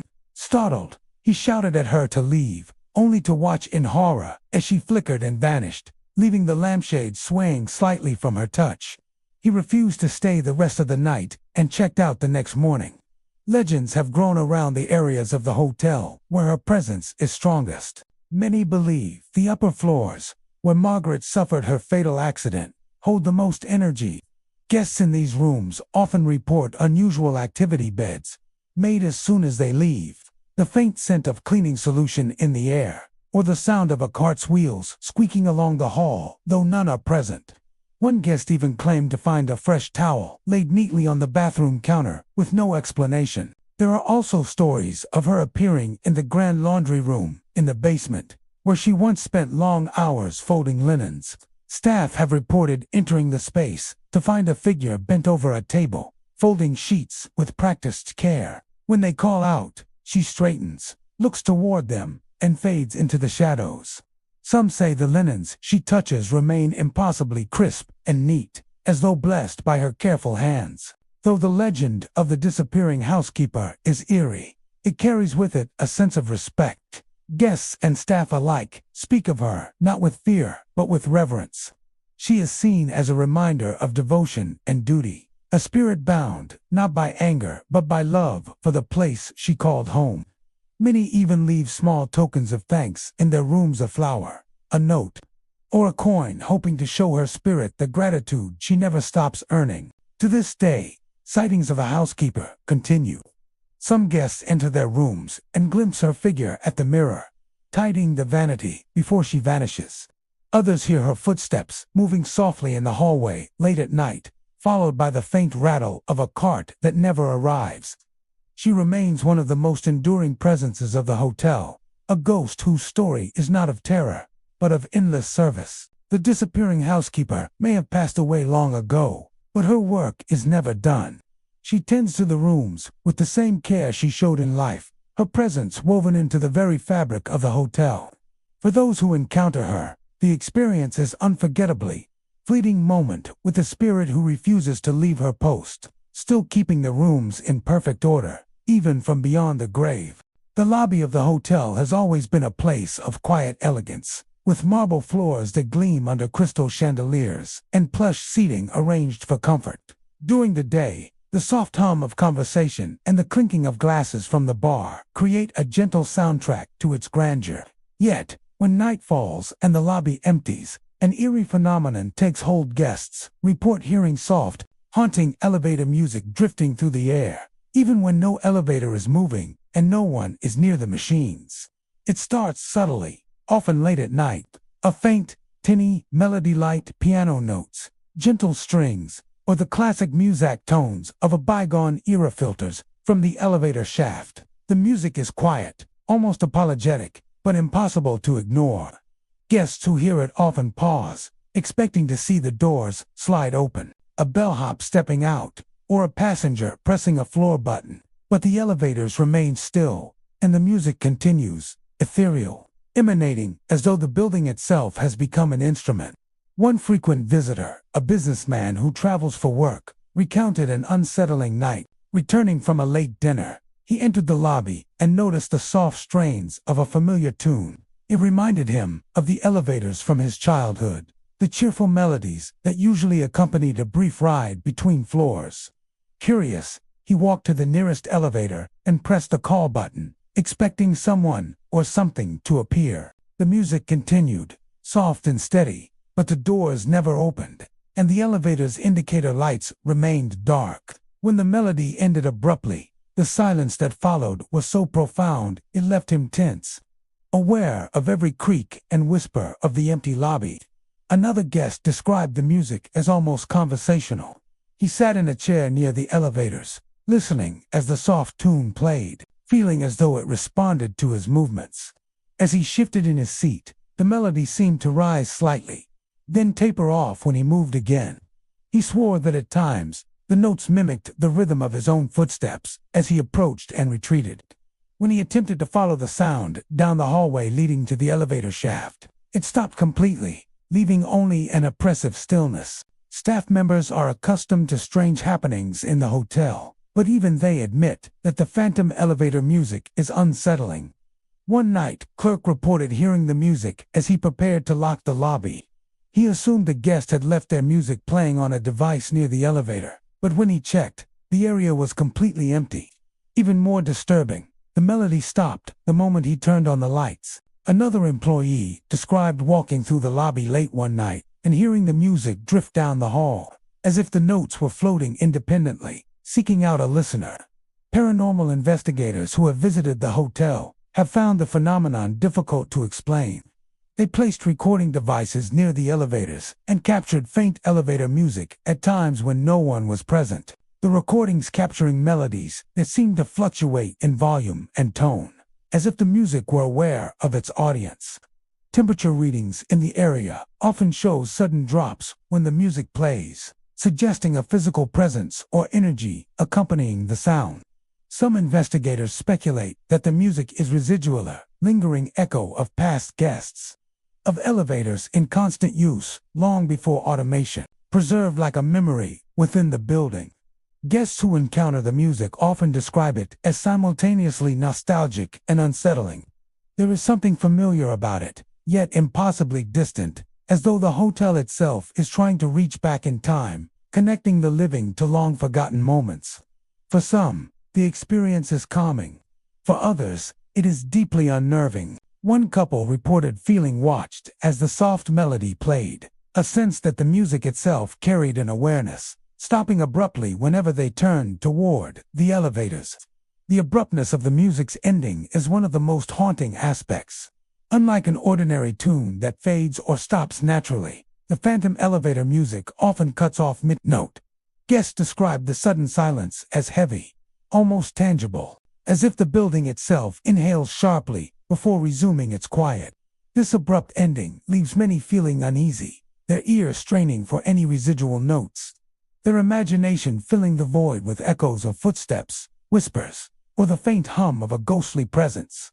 Some of the most chilling experiences involve multiple people. A family, staying in the hotel late one night, heard the music together while seated in the lobby. They all commented on how real it sounded, how it seemed to move from one side of the room to the other. When they approached the elevators together, the music stopped, then restarted the moment they returned to their chairs. The synchronized experience convinced them that the sound was more than a trick of acoustics or imagination. Legends about the hotel's haunted elevator music vary. Some believe it is tied to the building's earliest days, when operators played tunes to entertain guests and mask the mechanical clatter of the elevators. Others suggest it is the echo of a long-deceased musician or operator, someone whose attachment to the building's routines lingers as a spectral soundtrack. There are even those who insist the music is a warning, a gentle but eerie reminder that the hotel remembers every person who passes through its doors. Despite the strange nature of the phenomenon, the hotel has never removed or altered the elevators in an attempt to stop the music. Management seems to accept it as part of the building's character, something that adds an enigmatic charm for the curious. Guests often share stories of hearing the music on social media, some seeking it out deliberately, hoping to experience the ethereal tune that plays without origin. At night, when the lobby is quiet and the chandeliers cast soft reflections on the marble. The phantom elevator music returns. Soft piano notes, a distant string, a tinny melody float across the space. It drifts from elevator to elevator, through hallways and corners, filling the emptiness with sound that is both familiar and impossible to place. Then, as if acknowledging the living who listen, it cuts off instantly, leaving only silence in its wake. The music is gone, but its presence lingers, a haunting reminder that in this hotel, even the elevators carry echoes of the past. The hotel had always been known for its charm, grand architecture, polished floors, and corridors lined with antique lamps that cast a warm, welcoming glow. By day, it exuded comfort and elegance, a haven for travelers seeking respite. But at night, the building revealed another side, one that defied logic and left even the most skeptical guests uneasy. Among the strange occurrences that had become part of the hotel's lore, the cold drafts were perhaps the most persistent and unnerving. Guests frequently report feeling sudden chills in rooms or hallways, even when the heating system is fully operational. These are not ordinary breezes caused by open windows or air vents. They move unpredictably, often in places that should be completely sealed off.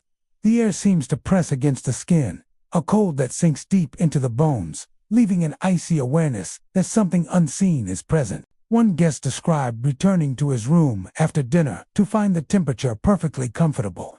As he unpacked his suitcase, he felt a sharp gust of cold air sweep across his back. Thinking it was a draft from the corridor, he turned to close the door, but the hallway was completely still. When he looked around the room, the air was freezing near the far corner, yet the radiator on full heat steamed steadily. He left the room immediately, his spine tingling from the sudden and unexplained cold. The phenomenon is not limited to guest rooms. Hallways, stairwells, and even the lobby have been known to carry sudden, inexplicable chills. A night clerk reported walking from the reception desk to the elevators when a cold gust passed over him, so strong that he could see his breath despite the warmth of the lobby. He turned to find the source, but there was nothing. No open doors, no draft from a vent, nothing at all. Moments later, the air warmed again, leaving him shaken and questioning what he had just experienced. Some areas of the hotel are particularly notorious for these cold drafts. Staff and returning guests speak of a hallway near the old service stairs where the chill is almost constant. Even during summer months, those who pass through feel as if invisible hands brush against them, and many hurry past, unwilling to linger. Another hotspot is near the top floor, where a sealed-off storage area emits bursts of icy air. No one is allowed to enter, yet the temperature there dips abruptly. A reminder that the space is not as empty or as quiet as it appears. Stories from the past suggest a connection between the drafts and the building's history. The hotel was constructed over a century ago, and during its early years, numerous accidents and tragedies occurred within its walls. Some believe that these cold spots are tied to the restless energy of those who passed in those areas, their presence lingering like a residual memory. Others suggest that the drafts mark places where the living and the spectral intersect, where the veil between worlds is thin and sensitive to movement. Paranormal investigators who have studied the hotel report strange readings. Thermometers register sudden drops in temperature, often by as much as 20 degrees in seconds, only to return to normal moments later. Electromagnetic sensors spike, and recording devices occasionally pick up faint whispers or indistinct sounds during these temperature shifts. Some investigators believe the drafts are a form of communication, a tactile message from unseen inhabitants who cannot be seen, but whose presence is undeniable. The chilling experience of these drafts can be deeply unsettling for guests.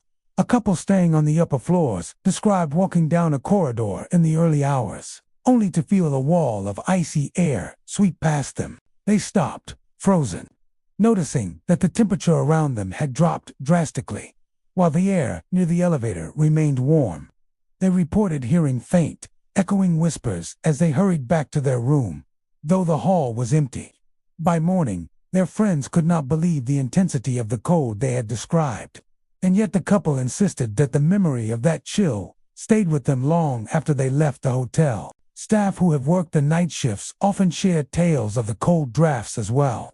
Housekeepers speak of rooms they have cleaned, where the temperature suddenly plummets, their hands trembling as they finish tasks. Maintenance workers have described entering rooms with heating systems operating normally, only to be greeted by pockets of icy air that seem to move independently of ventilation or structural anomalies. Even the most experienced employees admit that these chills defy conventional explanation. Some guests attempt to rationalize the drafts, blaming poor insulation or old ductwork, but these explanations rarely hold up under scrutiny. The cold appears in areas that are supposed to be sealed, rooms with modern climate control, and corridors with no airflow at all. It moves unpredictably, often appearing and disappearing without warning. The consistency of the reports across decades makes it difficult to dismiss the phenomenon as mere coincidence. Those who encounter the drafts often describe a sense that they are not alone. The cold is more than temperature. It carries weight, a presence that presses against the skin and awareness. Some feel watched, others feel a subtle tug, a whispering of intent in the air itself. Guests report that the moment they recognize the chill, the sense of unease intensifies, leaving them alert, tense, and unable to ignore the sensation. For some, the experience is terrifying. For others, it is strangely fascinating. Paranormal enthusiasts visit the hotel specifically to feel these unexplained chills, hoping to capture evidence or simply witness the phenomenon firsthand. Regular guests, however, often request rooms far from the known hotspots, wary of the sudden, unexplained cold. Despite the fear and mystery surrounding the cold drafts, the hotel remains a place of elegance and comfort by day. Yet at night, the icy pockets serve as a reminder that the building holds more than just the memories of the living. They are a physical echo of the past, a lingering presence that slips silently through the halls, brushing against guests and staff alike. The drafts are unpredictable, silent, and insistent. They appear where the living should feel safe, in spaces designed for warmth and comfort, yet they defy every law of physics. Some whisper that the cold air carries messages from the unseen, a reminder that in this hotel, the walls themselves remember the lives, tragedies, and secrets that have unfolded within them. Those who have felt the drafts describe the experience long after leaving the hotel. The memory of the sudden chill, the way it grips the body, and the eerie sense of being observed leaves a lasting impression. In the quiet hours of the night, the cold drifts through corridors, presses against doors, and coils in empty rooms. It is a presence felt rather than seen, a spectral reminder that some things, once part of a place, never truly leave. The hotel's grand staircase has always been one of its most striking features. Carved from dark mahogany with ornate balusters, it winds upward in a sweeping arc, connecting the lobby to the upper floors with elegance and grace. By day, it is admired by guests for its craftsmanship and charm, a testament to the hotel's history and refinement. By night, however, the staircase takes on a more sinister reputation. Guests and staff alike report hearing footsteps echoing along the steps, moving steadily up or down, even when no one is in sight. The origin of these ghostly footsteps is said to lie in a tragic incident decades ago.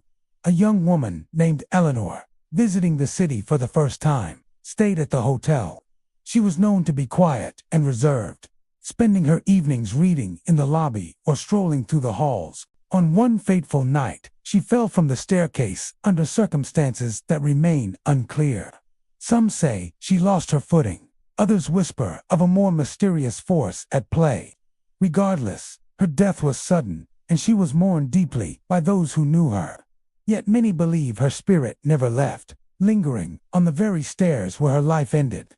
Guests who encounter the haunting describe an unsettling pattern. Footsteps, light at first, then gradually louder, seem to move in rhythm on the staircase. They are distinct soft taps that echo off the wooden steps, stopping and starting unpredictably.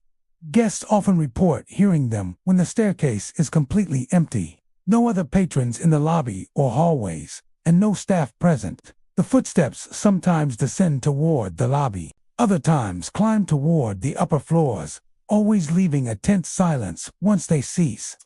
One early account comes from a businessman staying late on the top floor. Returning to his room after a long day, he paused at the top of the staircase when he heard the unmistakable sound of someone descending. The rhythm of the steps was deliberate, measured, almost deliberate. He called out, assuming a guest was returning from an evening outing, but no one answered. Slowly, he walked down the steps, each tap of his shoes echoing against the staircase, yet no shadow, no figure appeared. When he reached the bottom, the air felt unnaturally cold, and the footsteps had vanished, leaving nothing but silence. Another visitor described a similar experience. She was walking up the staircase late one evening, when she felt the faint pressure of someone moving behind her. The rhythmic sounds of footsteps followed her pace, matching her steps almost exactly. Glancing over her shoulder, she saw only the polished banister and the dim reflection of the lights above. The footsteps continued as she climbed, stopping abruptly at the top of the stairs. When she reached the landing, there was no one in sight, yet she could feel the lingering presence, as if someone had paused just behind her, waiting. Hotel staff are all too familiar with the haunted staircase. Night clerks report checking security footage only to find the staircase completely empty. While audio sensors sometimes capture the soft, precise taps of footsteps in the middle of the night, housekeepers have recounted moments when the sound of steps rising and falling on the stairs causes them to pause mid-cleaning, tense and alert. Maintenance workers have even claimed that the sound persists even when all the heating, ventilation, and air systems are turned off, ruling out the possibility of ordinary noises echoing in the hall. Some investigators suggest the footsteps are residual energy, the echo of Eleanor's final moments imprinted on the staircase. They argue that tragic events can leave an indelible mark on a space, repeating like a recording long after the original occurrence. Others, however, propose that her spirit may still be present, conscious and aware, moving along the steps she once knew, perhaps seeking closure or simply reliving moments of her life. The atmosphere of the staircase changes when the phenomenon occurs. Guests report a sudden chill, even in warm rooms or during heated months. The lights along the staircase often seem dimmer or flicker slightly as if responding to the presence. Some have even felt the brush of a hand along the banister, a fleeting contact that vanishes the moment it is noticed. These experiences leave a lasting impression, and many guests avoid using the staircase after dark, opting for elevators instead. Despite the eerie events, some encounters are unexpectedly gentle. A couple once recounted feeling a comforting presence while ascending the staircase late at night. They described the footsteps as slow and deliberate, following them up the stairs without haste, almost protective in nature. Though no one was visible, they felt reassured rather than afraid, as if the spirit sought only to guide them safely rather than to frighten. Other experiences, however, leave guests shaken. One man reported rushing down the stairs after hearing footsteps behind him that suddenly accelerated, pacing him as he hurried. The sound stopped abruptly as he reached the lobby, leaving him tense and unsettled, convinced that he had narrowly escaped an encounter that had no explanation. Over time, the haunted staircase has become a central part of the hotel's lore. Stories of the phantom footsteps are shared in hushed tones by staff and recounted to curious guests. Some thrill-seekers even request rooms near the staircase, hoping to hear the echoes themselves. Yet the phenomenon is unpredictable. Some nights are silent, while others bring the clear rhythm of steps that seem to have a mind of their own. The staircase, polished and elegant, remains as grand as ever, a centerpiece of the hotel's architecture. But beneath its beauty lies a lingering tension, a place where the living and the spectral meet. Guests who ascend or descend in the quiet hours are reminded that the past is never truly gone. The footsteps echo softly, persistently, a haunting rhythm that reminds all who hear it that Eleanor's presence endures, tracing the same paths she once walked between the floors of the hotel she never truly left. The haunted staircase continues to watch, the echoes of footsteps rising and falling like a heartbeat in the empty halls. Whether residual energy, a conscious spirit, or something entirely beyond understanding, the phenomenon remains. waiting silently for the next guest to feel the brush of history beneath their feet and the chilling awareness of a presence that walks beside them, unseen but undeniable. The hotel's grand dining hall has always been a place of elegance and sophistication. Crystal chandeliers hang overhead, casting a soft glow on the polished tables below, while the scent of fine cuisine lingers in the air. By day, the room hums with conversation and the clatter of cutlery, bustling with staff attending to guests. Yet, after dark, the dining hall reveals another presence, one that cannot be explained by routine or imagination. Guests have reported being served by a phantom waiter, a man in a uniform from decades past, who disappears the moment they try to acknowledge him. The legend centers on a waiter named Henry, who worked at the hotel during its golden era. Known for his impeccable service and polite demeanor, Henry was beloved by both staff and guests. His life was tragically cut short one evening when he slipped on a wet floor while carrying a tray of drinks, striking his head and dying instantly. Though his passing was mourned, many believe his spirit remained tied to the dining hall, bound by duty and loyalty to the hotel he served so faithfully. Guest encounters with the phantom waiter vary but share common elements.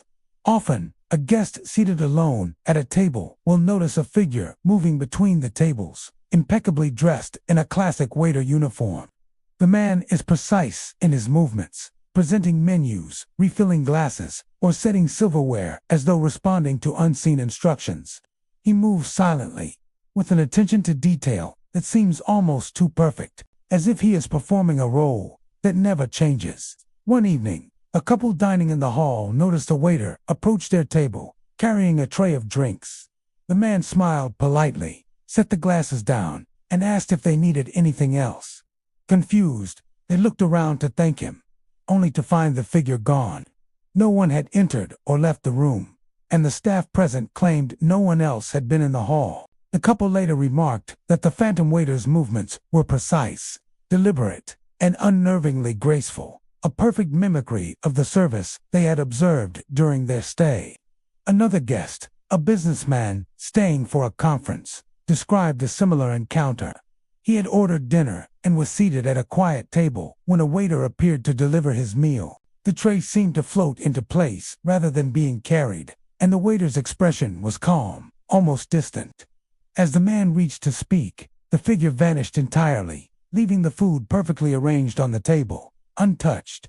The guests left the hall that night, feeling uneasy, convinced he had been attended by someone who was no longer of this world. Hotel staff have long recognized the phenomenon. Waiters, housekeepers, and night clerks have all shared accounts of seeing Henry's ghost. Some claim he continues to perform his duties out of habit, unaware that he has passed on. One night, clerk reported reviewing security footage and noticed a figure moving between tables, adjusting napkins and placing silverware with uncanny precision. When he attempted to zoom in, the figure seemed to blur and vanish, leaving only an empty dining room. Investigators who have studied the dining hall suggest that the phantom waiter is a residual presence, tied to the energy of the hotel and the intense focus Henry maintained in life. Devices placed in the hall frequently register temperature drops and electromagnetic anomalies when the phantom waiter appears. Audio recordings sometimes capture faint clinking of silverware and the sound of trays being set down, even when no one is physically present. These signs support the idea that the dining hall is more than just a venue. It is a space where the past lingers, imprinted by dedication and routine. Guests often describe mixed feelings about encountering Henry. Some feel comforted, believing he is a gentle presence who continues to serve as he always did.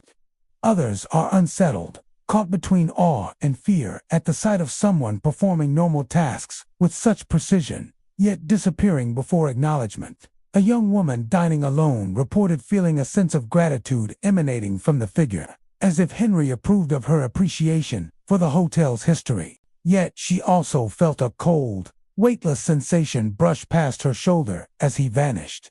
Not all encounters are entirely benign. A guest staying for a weekend retreat once recounted being followed by Henry as he walked through the dining hall. The waiter moved silently behind him, adjusting chairs and utensils along the way. When the guest tried to turn and speak, the figure glided away, leaving an unsettling chill in the air. The experience left him anxious and convinced that he had witnessed something supernatural beyond ordinary explanation. The phantom waiter has become a central part of the hotel's lore, woven into the stories told by longtime staff and recurring guests. Some enthusiasts actively seek encounters with Henry, hoping to witness the perfect, ghostly service that has become his signature. Others approach the dining hall cautiously, wary of the silent footsteps, floating trays, and perfect attention to detail that defy explanation. Even in the modern era, with new staff and contemporary dining practices, the phantom waiter remains consistent. Guests report seeing him in the same areas of the hall, performing the same tasks, always attentive and polite, yet always ephemeral. There is a rhythm to his appearance, quiet, ordered presence that mirrors the hotel's long-standing dedication to hospitality. The dining hall, with its polished floors and glowing chandeliers, remains a place of elegance and charm. Yet beneath its beauty lies the subtle, unshakable sense of history and devotion embodied in the phantom waiter. Guests who witness him are left with a mix of awe and unease, aware that someone who dedicated his life to service has continued that dedication beyond death. The presence of Henry is a reminder that the hotel is more than its walls, tables, and it is a living memory, a place where the echoes of care and devotion linger in the soft clinking of silverware, the arrangement of glasses, and the sudden silent disappearance of a waiter who never truly left. Even now, late at night, when the dining hall is empty and the chandeliers cast gentle reflections across polished floors, the phantom waiter can be sensed moving between tables. Soft footsteps, the faint rattle of a tray, and the sense of being observed mark his presence. And though guests may never see him directly, his dedication endures, offering silent service from beyond the grave, a spectral testament to a life devoted to hospitality. The hotel had always been renowned for its charm and elegance, a place where polished marble floors met warm lighting, and the soft hum of conversation mingled with the gentle clinking of glasses. Its grand piano, located in a secluded corner of the lobby, was a centerpiece of sophistication. Guests often admired its gleaming wood and perfectly maintained keys, imagining the music that could flow from such an instrument. Yet, when night fell, the piano would sometimes play on its own, filling the hall with haunting melodies that no living hand seemed to produce. The stories of the unseen musician are as old as the hotel itself. Guests often describe returning from dinner or a late stroll to hear a soft, ethereal piano tune drifting from the empty room. The melodies are beautiful, intricate, and at times melancholic, capturing emotions that seem too complex for words. Yet, when they enter, the room is empty, no pianist in sight, no foot on pedals, no hint of anyone's presence at all. It is as if the music exists independently, a ghostly performance echoing through the halls. One guest recounted an encounter that left her both awed and unnerved. She had been reading in the lobby when a gentle melody began to weave through the air, soft at first, then swelling into something richer and more complex. Entranced, she followed the sound to the piano, expecting perhaps a late-night musician or staff member playing for ambiance. When she reached the instrument, she found the keys moving as if guided by invisible hands, the notes ringing clearly and perfectly. The melody ended abruptly, and the room fell silent, leaving her trembling and staring at the empty piano as though it might speak. Another visitor described a similar experience while staying in a room adjacent to the piano hall. Late one evening, he awoke to the unmistakable sound of music drifting through the hotel corridors. Curious, he followed the sound barefoot, the melody growing clearer with each step. As he approached the piano, the music stopped instantly. The room was empty, the lid of the grand piano closed as if it had never been played. He returned to his room, unable to shake the feeling that someone or something was listening, a presence tied to the music itself. Staff members are also familiar with the phenomenon. Night clerks have reported hearing piano music while walking through the lobby after the dinner rush, with no guests or musicians in sight. Housekeepers speak of hearing melodies as they pass the piano, sometimes noting that the tune corresponds to a familiar song from decades past. One night, a staff member entered the hall to find the keys gently moving, a melody flowing without the slightest touch, only to have it stop as soon as they blinked. Attempts to record the music often capture silence, leaving only the memory of the haunting notes for those who heard them in person. The hotel's history suggests a possible origin for the unseen musician. Long ago, a pianist named Victor performed nightly in the lobby, delighting guests with his talent and charm. He was known for staying late, playing for those who wandered in after dinner or for staff who worked long hours. Tragedy struck one night when Victor collapsed at the piano, succumbing to a sudden illness. Guests who were present recall the final notes he played, lingering in the air even after he fell silent. Some believe that Victor's spirit remained, bound to the instrument he loved, compelled to continue performing even beyond death. Paranormal investigators who have studied the piano report unusual readings in the area. Electromagnetic sensors fluctuate, and thermal cameras capture faint, unexplained movements around the piano. Audio recordings sometimes pick up music that was not audible at the time, or notes that seem to fade in and out inconsistently. These findings suggest that the music is not a trick of acoustics or imagination, but rather a phenomenon tied to the presence of the unseen musician. The experiences of guests vary widely. Some feel comforted, describing the music as gentle and uplifting, a spectral serenade that brings peace to the empty hall. Others are unsettled, unnerved by the precision and perfection of the melodies emanating from no visible source. One couple reported hearing a full, complex piece played late into the night. Their emotions pulled into the melancholic strains as if the piano were communicating directly with them. When the music stopped suddenly, they felt a void, a silence that carried a weight heavier than the notes themselves. There are accounts of the music responding to those who listen. Guests have described melodies slowing when they approach the piano, then resuming when they step back. One musician staying at the hotel noted that the chords formed coherent pieces, often in keys and rhythms familiar from classical compositions, yet with subtle variations that suggested a personal touch, a voice expressing itself through the keys without ever appearing physically. Even those who attempt to play the piano themselves report strange occurrences. Guests who sit down at the instrument sometimes hear other notes joining theirs, harmonies that they did not play themselves. In these moments, the piano seems alive, blending human effort with the unseen musician's presence. Attempts to capture or record these moments often fail. The ethereal accompaniment vanishes in the act of observation, leaving only silence and the memory of its brilliance. The unseen musician has become an integral part of the hotel's identity. Guests who experienced the phenomenon shared their stories, returning to the hotel in hopes of hearing the haunting melodies again. Some leave small tokens, a note, a flower, a whispered word of thanks, believing that the spirit appreciates recognition for the music it continues to play. Even modern renovations and technological updates have not diminished the appearances. The piano continues to sing, untouched and alone. Late at night, when the lobby is quiet and shadows stretch across the polished floor, the grand piano may begin to play. A single note rises in the silence, followed by another and another, until a full melody flows, intricate and mournful, echoing through the hotel. Guests may pause in the hallway, listening with bated breath as the unseen musician performs. And just as suddenly as it begins, the music stops, leaving an empty room, a silent piano, and a lingering presence that reminds all who hear it that some art is eternal, played not for applause, but for the love of the music itself. The hotel had always been known for its elegance and timeless charm, with hallways lined by antique furniture and walls adorned with artwork collected over decades.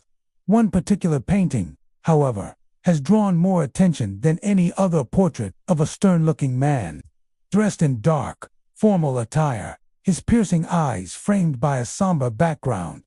The artist who created it, Julian Marchetti, was a talented yet reclusive painter who lived in the early 1900s. Legend has it that Julian died unexpectedly shortly after completing the piece, leaving the portrait as his final work. Guests and staff alike report that the painting is haunted, its presence far more unsettling than the other pieces in the collection. The most commonly reported phenomenon is the sense that the subject's eyes follow anyone who moves around the room. Guests claim that, no matter where they stand, the eyes seem to fix on them, observing with an intensity that grows the longer they stare. It is not a subtle sensation, but rather a feeling of being watched by an intelligent presence, aware of every shift in position. Many describe an almost imperceptible motion in the eyes, a tilt of the head, or a change in expression that makes the painted figure appear disturbingly alive. One visitor recounted the experience vividly. She had just checked into the room and was unpacking her suitcase when she glanced at the painting. Almost immediately, she felt her skin prickling with unease. As she moved across the room, arranging her belongings, she was certain the figure's gaze shifted, tracking her every step. Nervously, she turned to look directly at the painting and noticed that the eyes seemed sharper, darker, and almost accusatory. She later admitted that she could not shake the feeling that the artist himself was present, silently judging her intrusion into his work. Another guest had an even more unsettling encounter. He awoke in the middle of the night to find the room bathed in a faint, unnatural glow cast from the portrait. The eyes of the figure appeared to glimmer, following him as he moved to the window. He described the sensation as a physical weight pressing on his chest, a combination of fear and fascination that rooted him in place. By the time morning arrived, he was convinced he had spent the night under the scrutiny of Julian Marchetti's lingering spirit. Staff members have their own accounts, often confirming the consistency of the phenomenon. Housekeepers have reported feeling watched while cleaning rooms containing the painting, noting that it seems impossible to avoid the gaze. Some claim that the figure subtly shifts its posture when no one is looking directly, adjusting the tilt of the head or the intensity of the stare. Night clerks occasionally hear faint whispers near the painting, described as unintelligible murmurs, though no one is ever in the room. Paranormal investigators have visited the hotel to study the haunted artwork. Thermographic cameras often detect temperature anomalies around the painting, with cold spots appearing unexpectedly.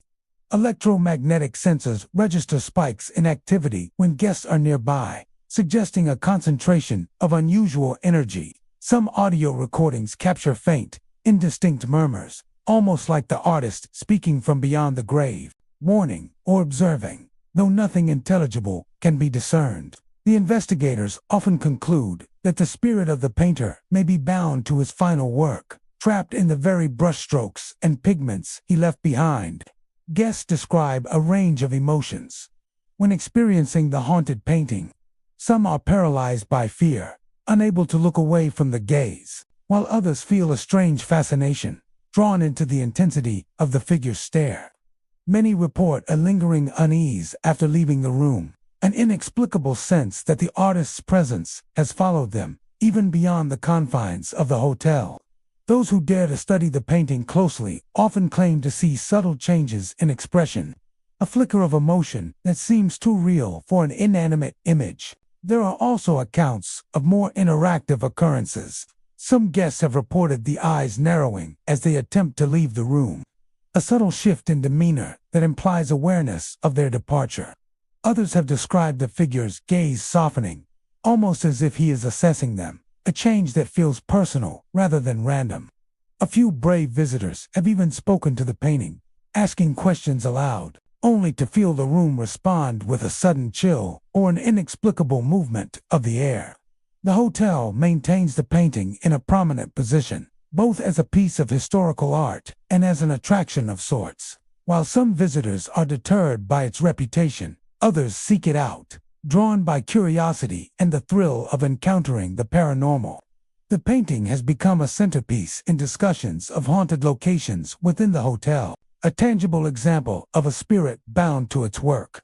Guests leave with stories of the experience, their retellings filled with wonder and fear alike. The legend of Julian Marchetti and his haunted portrait has endured, because the occurrences are consistent and inexplicable. Each new guest who enters the room provides fresh evidence of the painting's strange behavior. The eyes that follow, the subtle shifts in expression, the weight of presence in the room. Some believe the artist's attachment to his final work was so strong that his essence became intertwined with the image, a spectral guardian of his creation.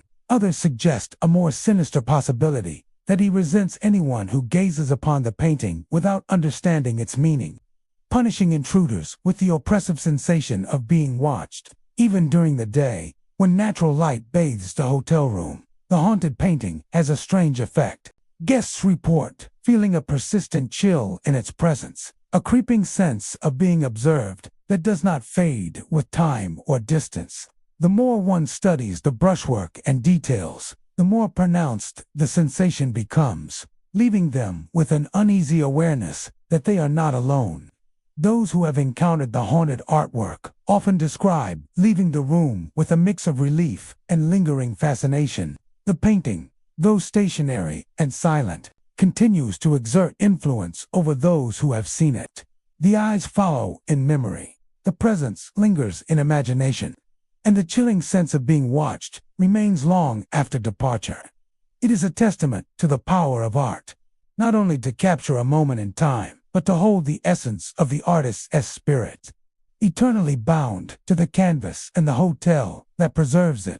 The haunted painting remains a silent observer in the hotel, its gaze unrelenting and its presence undeniable. Guests may attempt to ignore it, to distract themselves with the amenities and luxury around them. But the feeling persists. Someone or something is always watching, and the eyes in the painting will never turn away. The hotel had long been a symbol of elegance and history, a place where polished marble floors met ornate chandeliers, and the soft hum of conversation filled the hallways. It had hosted dignitaries, celebrities, and travelers from around the world, each leaving their mark in subtle ways. Yet, among its many stories, one haunted tale persisted above all others, that of the phantom guest, a man who had died in the hotel many years ago and was said to continue roaming its corridors, unseen yet unmistakably present. The legend begins with Mr. Albert Harrington, a distinguished gentleman who stayed at the hotel frequently in the 1920s and 1930s. Known for his impeccable manners and tailored suits, he was the picture of sophistication. Tragically, during one visit, he passed away unexpectedly in his suite. His death was attributed to natural causes, yet the suddenness left a lingering sense of unease among the staff and guests who were present. Over time, reports began to emerge of a man in a suit walking the hallways, moving with the same measured elegance that Albert had displayed in life. Guests who have encountered the phantom guest describe him as appearing at first as a faint figure at the end of a corridor, perfectly poised and impeccably dressed. He is often seen moving toward or away from the elevators, his posture rigid, hands at his sides, an expression neutral but intense. As one approaches, the figure seems to fade or vanish entirely, leaving only an empty hallway and the faint echo of footsteps or the rustle of fine clothing. One early account comes from a traveling businessman who returned late from a meeting. As he walked down the upper hallway toward his suite, he noticed a man standing by the railing, gazing over the lobby below. The figure was sharply dressed in a dark suit, appearing almost out of place in the dim lighting. Curious, the businessman approached, calling out to him, but the man turned slightly and vanished before his eyes. The only evidence of his presence was the lingering impression of cold air and the faint scent of expensive cologne. Another guest reported a similar encounter while returning from the dining hall. She had been walking quietly along the corridor when she saw the figure move past her, walking at a slow, deliberate pace. She described the footsteps as unusually soft, almost gliding across the carpet, and the air around him carrying a subtle chill. When she tried to follow him to see where he was going, he disappeared around the corner, leaving no trace of his passage. She later told the staff that the experience was unsettling but strangely mesmerizing, as if she had glimpsed a man out of time. Staff members are well aware of the phantom guest, and many have seen him themselves. Night clerks report checking surveillance footage and sometimes observing a sharply dressed man walking along the corridors. only for the footage to show the hall empty when they review it closely. Housekeepers claim to hear the faint click of polished shoes on carpeted floors, particularly in hallways that have no scheduled activity at that hour. Maintenance workers have reported noticing the flicker of a figure in the corner of their vision as they inspect lighting or heating systems, only for the hallway to be empty when they turn to look directly. Paranormal investigators who have studied the phenomenon suggest that the ghost of Albert Harrington is a residual presence, replaying habitual movements he once performed in life. Unlike other spirits reported in the hotel, his appears deliberate and controlled, a reflection of the meticulous man he had been. Investigators note electromagnetic fluctuations and sudden drops in temperature in the areas where the phantom guest has been sighted. Some audio recordings capture faint murmurs or the subtle rustling of fabric, though the source is never identifiable.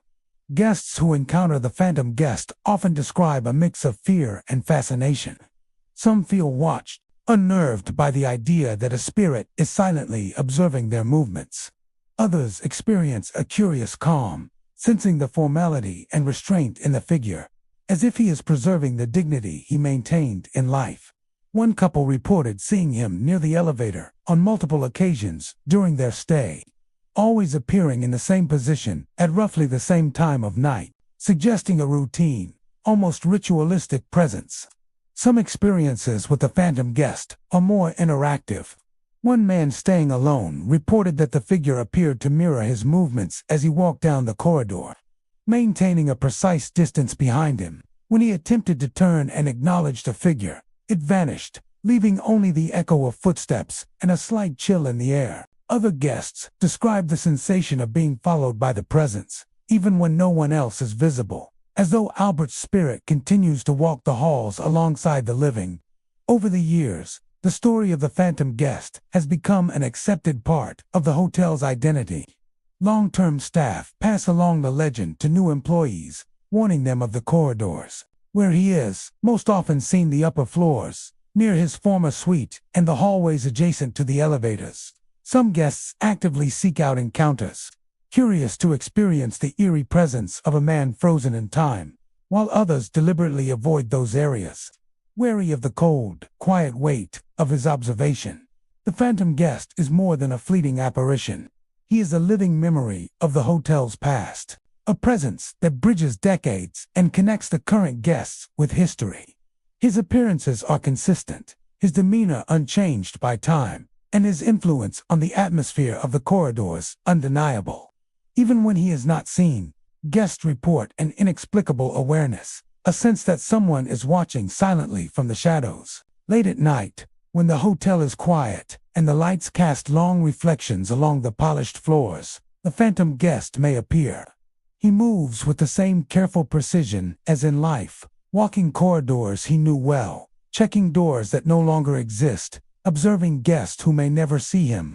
And then, just as suddenly as he arrives, he vanishes, leaving only the faint echo of footsteps, the whisper of a long-past presence, and the unsettling knowledge that Albert Harrington still roams the halls of the hotel he never truly left. The hotel had always been a place of elegance, its corridors lined with polished wood, ornate wallpaper, and antique furnishings that reflected decades of history. By day, the building was alive with the hum of guests, the soft clatter of dishes in the dining hall, and the quiet conversations of travelers checking in and out. By night, however, the atmosphere changed, revealing a series of unexplained phenomena that left even seasoned staff uneasy. Among the most persistent and unsettling were the noises that echoed through guest rooms, knocks on walls, footsteps pacing in empty hallways, and doors opening or closing without cause. Guests first began reporting these occurrences in hushed tones, unsure if they were the result of fatigue or imagination. A business traveler staying on the 5th floor described returning from dinner to find his room silent and calm. Moments after settling in, he heard a sharp knock on the wall behind the bed. Assuming it was another guest or maintenance staff, he investigated, but the hallway outside was empty, and no one had entered the room. Over the next hour, more knocks echoed from various walls, accompanied by soft creaks in the floorboards. as though someone were pacing the room in the dark. Another visitor recounted waking to the sound of doors opening and closing in the middle of the night. The sounds were deliberate and rhythmic, each door moving independently, some creaking loudly, others closing with a muted click.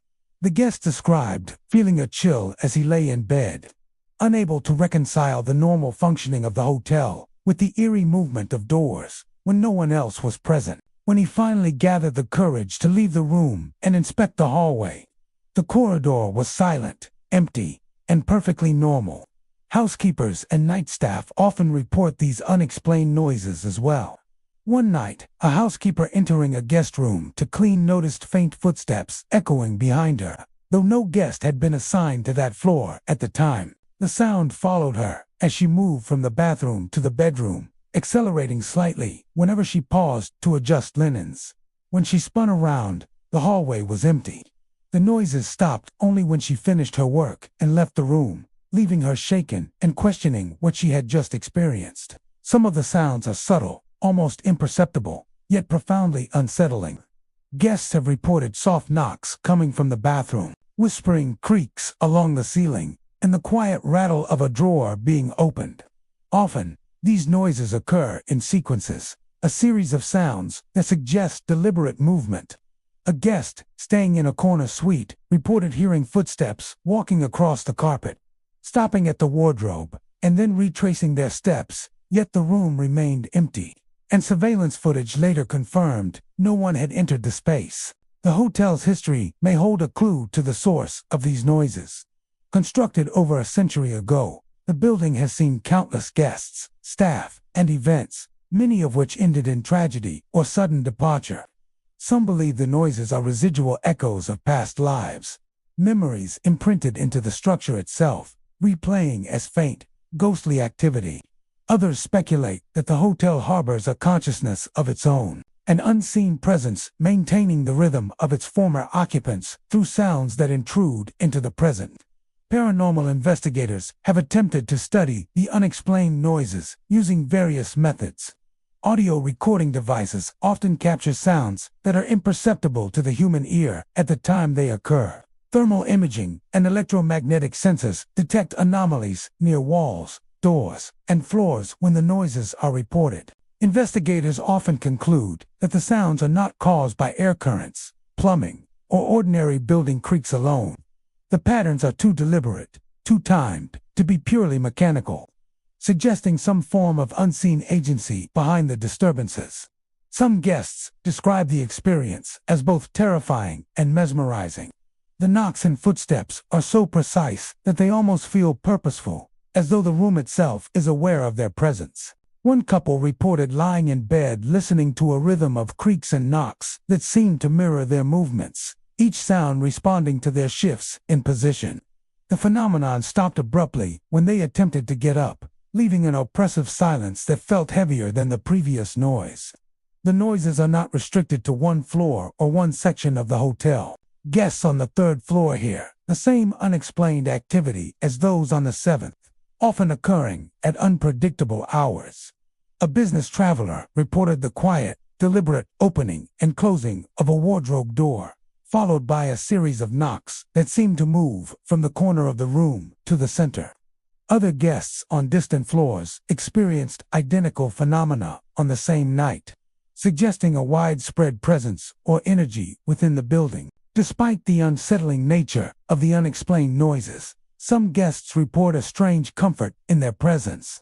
The rhythmic knocks and soft creaks often resemble sounds from a home long past, evoking a sense of nostalgia, though tinged with unease. Others, however, are left profoundly unsettled, experiencing sleepless nights or a persistent sense of being watched.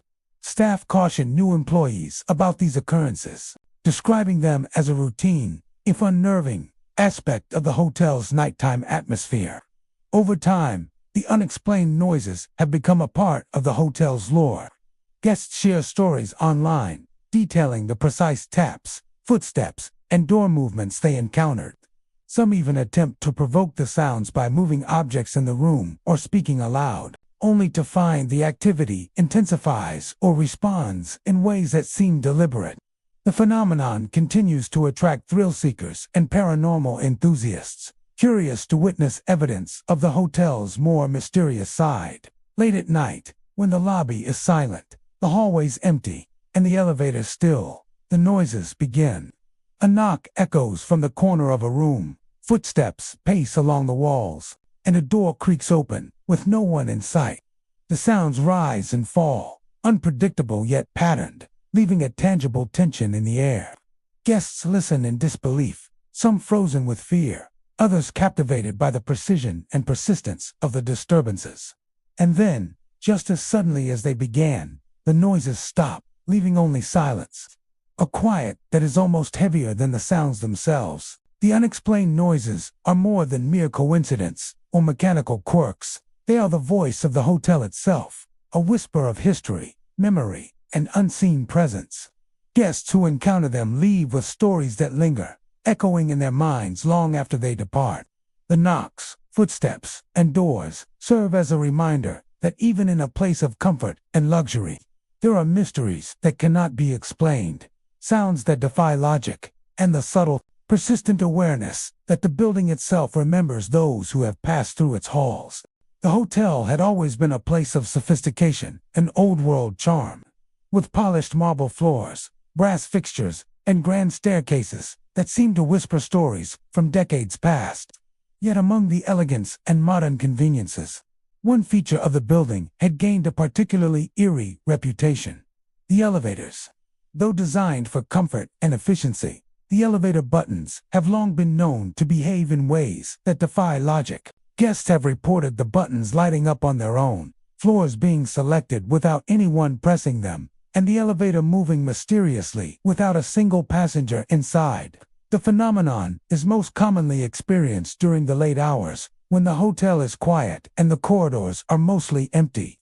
Guests have described stepping into the elevator and watching in disbelief as the buttons begin to illuminate in a random sequence. Sometimes, the elevator doors close and it begins to move as if carrying invisible passengers, stopping at various floors before returning to the lobby. The movements are often precise and deliberate, almost as if guided by a conscious presence, yet there is never anyone inside to explain them. One early account comes from a young couple staying on the 10th floor. Late one evening, they decided to take the elevator down to the lobby. As soon as they entered, the button for the lobby lit up, followed by the buttons for the 5th and 7th floors in quick succession. Before they could press any additional buttons, the elevator began moving, stopping at each selected floor with an uncanny smoothness. When the doors opened on each level, the hallways were empty, eerily silent, and untouched by any visitor. The couple, unnerved, stepped back into the elevator and watched as the buttons continued to light up in patterns they could not control. Another visitor, a businessman traveling for work, had a similarly disconcerting encounter. Returning from a late meeting, he entered the elevator on the 8th floor and pressed a button for his room. Moments later, the elevator shuddered and began descending past his floor. The buttons for floors 2, 3, and 6 lit up in rapid succession, and the doors opened and closed without any passengers appearing. He later recounted feeling a distinct presence in the elevator, a sensation of being observed, though he was alone.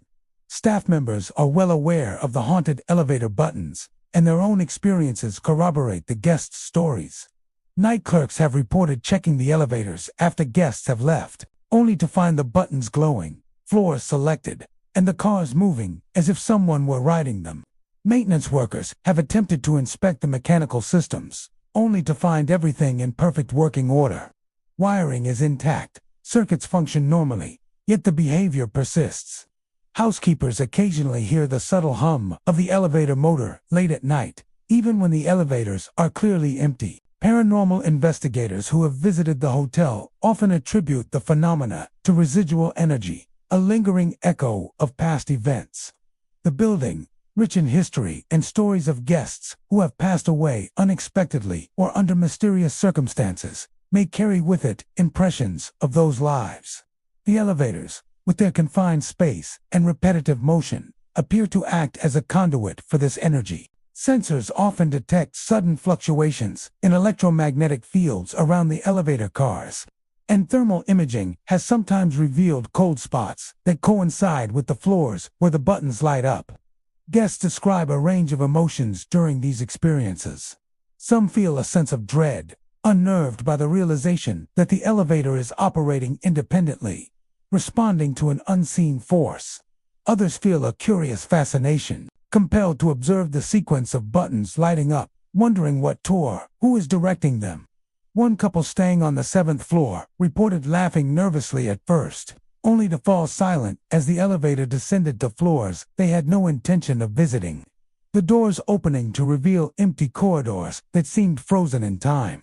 Interestingly, some guests claim that the elevator appears to have a mind of its own, almost as if it is aware of their presence. Patterns emerge in the sequence of buttons, with the car stopping at floors relevant to previous guests or events. A guest once noticed that the elevator repeatedly stopped at the 4th floor, where a long vacant room had once been the scene of a tragic incident decades ago. Another reported the elevator pausing briefly at the 12th floor, where no rooms exist, only storage and maintenance corridors. These unexplained stops add to the sense that the elevator is more than a simple machine. It is a vessel for something intangible, moving according to rules beyond human understanding. Attempts to record the phenomenon often produce inconclusive results. Cameras installed inside the elevator sometimes capture a completely empty car with buttons lighting up as though pressed by invisible fingers. Audio devices occasionally record faint, inexplicable hums or clicks, yet the source remains unknown. Guests and staff alike are often left with only their memories and the lingering unease of witnessing something that cannot be explained by conventional logic. Despite the unsettling nature of the haunted elevator buttons, many long-term guests find themselves intrigued. They return to the hotel, specifically hoping to experience the strange activity firsthand. Some approach the elevator cautiously, waiting for the buttons to light up, curious to see the car move on its own. Others avoid it entirely, opting for the stairs or requesting rooms on floors less frequented by the phenomenon. Staff continue to warn new employees, emphasizing that the elevators are unpredictable, operating according to forces that cannot be anticipated.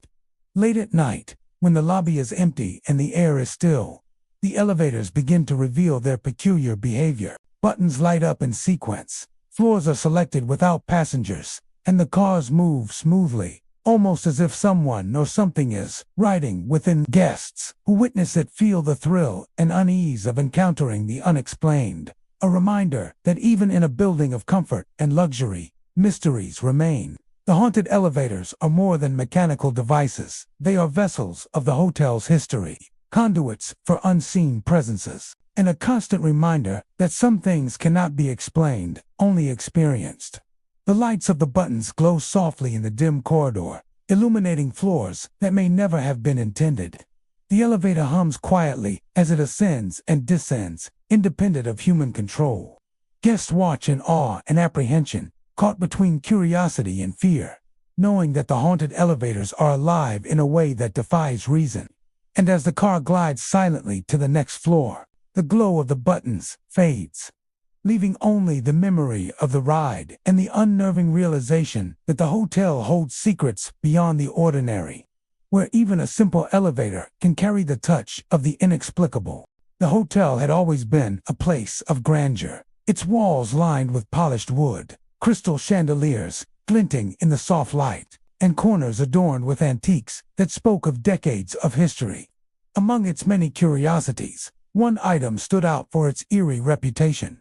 An old brass bell, long since retired from service, perched in a corner of the lobby as a relic of the past. Though it no longer worked, the bell has been known to ring on its own, producing a sound that is both startling and haunting. Guests and staff alike have reported hearing the bell's sharp, metallic chime echoing through the lobby, only to find it completely silent when they investigate. The legend of the phantom bell began decades ago. Originally, the bell was used by guests to summon assistance from the front desk, a simple tool of convenience in a time before telephones and electronic systems. Over the years, the bell fell into disuse, its mechanism failing and leaving it permanently silent. Yet soon after its retirement, reports began to surface of the bell ringing on its own. The sound would startle guests, echoing through the lobby with a clarity that suggested a perfectly functioning instrument, even though the bell was visibly unmoved and lifeless. Guests described their experiences with the bell as simultaneously beautiful and unsettling. One visitor recounted entering the lobby late at night, preparing to leave the hotel after a long day of travel. Without warning, a crisp, clear chime rang from the bell, startling her. She approached it cautiously, expecting perhaps a playful staff member or a malfunction of some sort, only to find the bell perfectly still. No one was nearby, and yet the sound had come from the bell itself. The ringing ceased as she drew close, leaving an eerie silence that seemed heavier than the chime had been. Another guest reported a similar experience while sitting in a corner of the lobby reading. She described hearing the bell's distinct ring multiple times in succession, each tone precise and perfectly pitched. Curious, she rose to examine it, only for the bell to remain silent and untouched. The sound appeared to come from the bell itself, not from another source in the room. She later admitted feeling a strange mix of awe and unease, as though the bell was calling her attention for a reason she could not comprehend. Staff members are well aware of the phantom bell, and many have witnessed it themselves. Night clerks have reported hearing the bell ring while monitoring the lobby, with no guests or colleagues nearby. Housekeepers entering the area to clean after hours sometimes hear the chime echo before they even step inside, only for it to stop when they approach. Maintenance staff have inspected the bell, confirming that the mechanism is broken and incapable of producing sound through conventional means. Yet the ringing continues, precise, melodic, and impossible to ignore. Paranormal investigators who have studied the phenomenon suggest that the bell may be a conduit for residual energy, a lingering echo of past events in the hotel. Guests in decades past would have used the bell to request assistance, mark their presence, or announce their arrival. Some theorize that the repeated use over years imbued the bell with a form of memory, a record of attention and request that continues to manifest in sound, even when the bell is physically incapable of ringing. Sensors placed near the bell often detect fluctuations in electromagnetic fields, and audio recordings sometimes capture faint chimes, even when the bell is not actively being observed. The experiences of those who hear the bell vary widely. Some describe it as comforting, a nostalgic reminder of the hotel's history, its tone delicate and melodic. Others find it unsettling, an abrupt interruption in the stillness of the night that leaves them tense and alert. One family reported hearing the bell ring several times while staying late into the evening, the sound echoing through the otherwise empty lobby. When they approached, the bell remained still, yet they could feel the resonance of the sound lingering in the air, almost as if the bell had a presence of its own. Interestingly, some guests have described a seeming interaction with the bell. The ringing often occurs in response to movement, footsteps, or the presence of individuals nearby. A solitary traveler once noted that the chime would ring only when he paused near the bell, stopping the moment he turned to leave. Another guest reported that the bell seemed to respond to attempts to record its sound. The chimes would cease whenever a recording device was active, resuming only after the device was removed. These subtle interactions reinforce the idea that the bell is more than an inert object. It possesses a responsiveness that defies explanation. Over time, the phantom bell has become an integral part of the hotel's lore. Guests seek it out, curious to experience its mysterious chime firsthand. Staff recount stories of the bell to newcomers, emphasizing that, while the sound is real, the cause is unknown. Its presence has become a symbol of the hotel's enduring connection to the past, a reminder that even objects long retired can carry the weight of memory and presence. Late at night, when the lobby is quiet and the chandeliers cast soft reflections across the marble floor, the bell may suddenly ring. Its clear, metallic tone cuts through the stillness, echoing off the walls in a manner that seems both deliberate and alive. Guests stop to listen, staff pause in their work, and for a moment, the hotel feels suspended between the present and the past. When approached, the bell is silent and unmoved, leaving only the lingering impression of sound, a memory of resonance that refuses to be forgotten. The phantom bell continues to chime without explanation, a reminder that the hotel is more than its walls, floors, and chandeliers. It is a place of history, memory, and lingering presence. Guests who hear it leave with a sense of awe, a mixture of fear and fascination, aware that some mysteries are not meant to be solved but experienced. The bell rings for no one in particular, yet for anyone who listens, it is a haunting reminder that the past can echo into the present, carrying with it the subtle, unshakable weight of the unseen.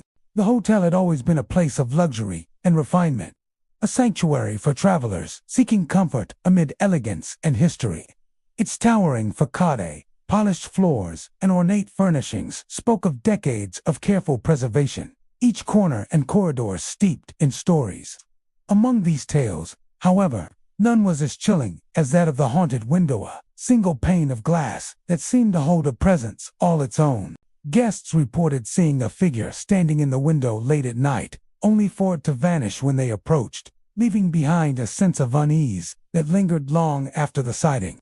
The legend traces back many years to a guest named Eleanor Whitmore, a woman of refinement and wealth who had stayed at the hotel on multiple occasions. During one fateful visit, she tragically passed away in her room. Circumstances whispered about, but never fully explained.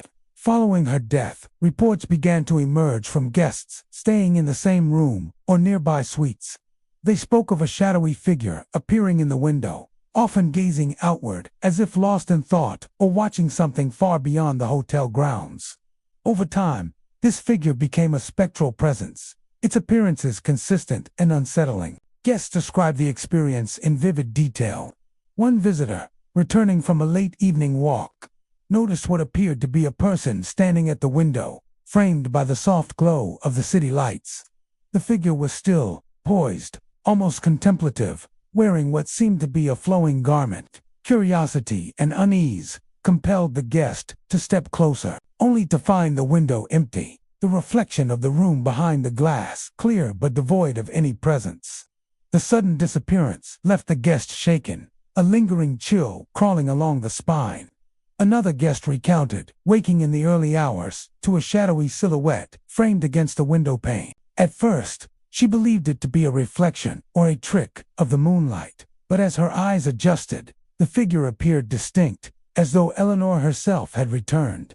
When she moved to the window to get a better look, the figure dissolved, leaving behind only the faint reflection of her own hand pressing against the glass. The room felt heavier after that, charged with an energy that could not be explained by wind, light, or imagination. Staff members are familiar with the haunted window, though many are reluctant to speak openly about it. Night clerks and security personnel have reported glimpsing the figure from the corridors, framed perfectly in the window even when no guest occupies the room. Housekeepers occasionally hear the subtle sound of movement near the window, soft rustles of clothing, or the quiet brush of a footstep, though the room appears untouched. Maintenance workers, who have inspected the window and surrounding area, confirmed that all is physically normal. No drafts, no hidden passages, no reason for shadows to appear. Yet the sightings persist. Paranormal investigators who have studied the window suggest that the spirit of Eleanor Whitmore may be bound to the room, tied to the location of her death and the final view she had of the world outside. The window acts as a focal point for her presence, a lens through which she continues to observe the living. Thermal imaging often reveals cold spots near the glass, and electromagnetic sensors sometimes detect unusual fluctuations when guests report seeing the figure. Audio recordings occasionally capture faint murmurs or sighs, though the source remains elusive. These phenomena point to a presence that is both subtle and powerful, manifesting only in fleeting glimpses and sensory impressions. Guests who encounter the haunted window often experience a mixture of fear and fascination. Some feel an inexplicable sadness, sensing the sorrow or longing of a spirit lingering behind the glass. Others describe a palpable tension, as though Eleanor is aware of their presence, observing them with quiet intensity. A couple staying in a corner suite reported seeing the figure multiple nights in a row, always at the same hour, gazing out into the city. Each time, the figure vanished as they approached, leaving only the memory of a person suspended between life and death. The window itself has become a point of intrigue and caution. Guests often choose rooms based on whether they face the haunted pain, either seeking the thrill of an encounter or hoping to avoid it entirely. Some visitors leave small offerings of flower, a note, or a whispered word, believing that the spirit may respond to acknowledgement. Others attempt to capture evidence with cameras or phones, though the figure seems adept at avoiding being recorded, vanishing whenever observation is direct. Even during the day, the haunted window exerts an influence over the room. Guests report that the light shifts strangely, casting shadows that seem to hint at a human form. The glass sometimes reflects images that are not present in the room, suggesting that the spirit's presence is not confined to darkness alone. The effect is subtle yet unmistakable, a constant reminder that Eleanor's essence lingers, woven into the fabric of the room itself. Over time, the haunted window has become an integral part of the hotel's identity. Its story is shared among staff and passed to guests who inquire about the building's history. Visitors leave with a mix of apprehension and wonder, carrying the memory of the figure who appears at the glass, poised and silent. A reminder that even in a place of luxury and comfort, mysteries remain. The sighting of the ghostly figure, fleeting and ungraspable, bridges the gap between the living and the departed, offering a glimpse into a presence that refuses to be forgotten. Late at night, when the hotel is quiet and the city outside is still, the haunted window may reveal its secret once more. A figure appears, framed in the soft glow of distant lights, watching silently and patiently. Those who notice it are drawn by curiosity, approaching the glass only to find nothing there. And yet, the impression remains, the sense of being observed, the lingering chill in the room, and the knowledge that some presences cannot be dismissed or explained. The haunted window stands as a testament to the unseen, a place where the past continues to reach out, and where the spirit of Eleanor Whitmore quietly endures, forever, watching from the glass. The hotel had always been a sanctuary of elegance, its polished floors, ornate chandeliers, and lavish furnishings creating an atmosphere of comfort and history. Guests traveled from all corners of the world to experience its charm, unaware that behind its refined facade, the building held mysteries that defied explanation. Among these phenomena, none was more persistent or unsettling than the reports of an unseen presence in certain rooms. Visitors often describe the sensation of being watched, the subtle movement of objects, and a weight in the air that signals they are not alone. The sensation is rarely sudden. Guests usually notice it slowly, beginning with a faint feeling that something is off. One traveler, returning late from a dinner meeting, described a subtle pressure in the corners of his room. Chairs seemed slightly shifted, and the soft creak of floorboards suggested movement where none should exist. At first, he dismissed it as fatigue, but the feeling persisted. It was as if the room itself were alive, aware of his presence, and quietly observing. Another guest experienced a more tangible form of disturbance. She had placed her keys and wallet on the dresser before leaving for a walk. Upon returning, she found the keys neatly aligned on the nightstand, while her wallet had been moved to the chair by the desk. No one else had access to the room. The door remained locked, and the hallways were empty. The subtle rearrangement of her belongings left her shaken, an unshakable feeling that something unseen had interacted with her environment. Staff members are familiar with these occurrences, and many have witnessed them firsthand. Housekeepers entering rooms late at night often feel eyes on them, a prickle of awareness that they are not alone. Some report seeing objects shift slightly, books or linens moving without explanation. Night clerks have described faint footsteps echoing in empty hallways, doors subtly opening and closing, and the feeling of an invisible presence lingering just beyond sight. Even surveillance cameras rarely capture anything, leaving only the subjective accounts of those who experience it. Paranormal investigators suggest that the presence may be linked to residual energy, memories embedded in the building itself. Over decades of guests and events, joyous, tragic, and sudden, the hotel has accumulated layers of emotional and physical energy. Rooms where disturbances are reported often coincide with historical events or previous tragedies, suggesting that the space may carry imprints of lives long past. Thermal cameras detect cold spots in certain areas, and electromagnetic sensors pick up unusual fluctuations. Though no mechanical or human cause can be identified, guests describe a wide range of experiences. Some feel a protective or comforting energy, a silent companion in an otherwise empty room. Others report a sense of tension, a tightness in the chest, or the impression of being observed with intent. One couple on the 7th floor described hearing soft footsteps pacing the room, moving from doorway to corner and back. Yet when they investigated, the room was empty. The sensation left a lasting impression, a subtle but undeniable presence that lingered even after the night ended. The interaction sometimes appears responsive. Guests report that disturbances intensify when they attempt to document them, objects moving slightly as if to avoid being recorded, or footsteps increasing when someone draws closer to investigate. The subtle interactions suggest an intelligence behind the presence, an awareness of the living occupants that cannot be explained by natural causes. Despite the unease, some long-term guests find fascination in the unseen presence. They return to certain rooms intentionally, hoping to witness the phenomena firsthand. Others, wary of the unknown, avoid the affected rooms entirely. Staff prepare new employees for these experiences, describing certain areas as sensitive or active, where the presence is stronger and more perceptible. Housekeepers are advised to respect the space, noting subtle shifts but not attempting to disturb them, while night clerks are instructed to remain calm when unexplained sounds occur. Even during daylight hours, the unseen presence can make itself known. Guests entering rooms previously disturbed often notice the faintest changes in arrangement, the subtle tilt of an object, or the lingering weight in the air. These subtle signs are reminders that the room continues to hold traces of past energy. Quietly observing and interacting with the living, the hotel remains a haven of luxury and history, yet it carries with it the enigmatic presence that refuses to be ignored. Guests leave with stories of subtle movements, whispers of observation, and the undeniable sensation that they were not entirely alone.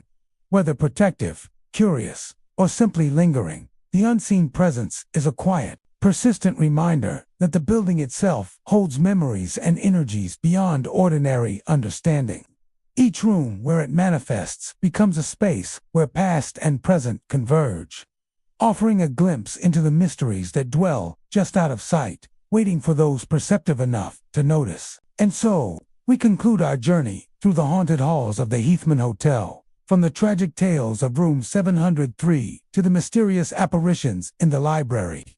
The stories we've shared tonight are just a glimpse into the dark history of this Portland landmark. Whether you believe in the supernatural or not, the Heathman Hotel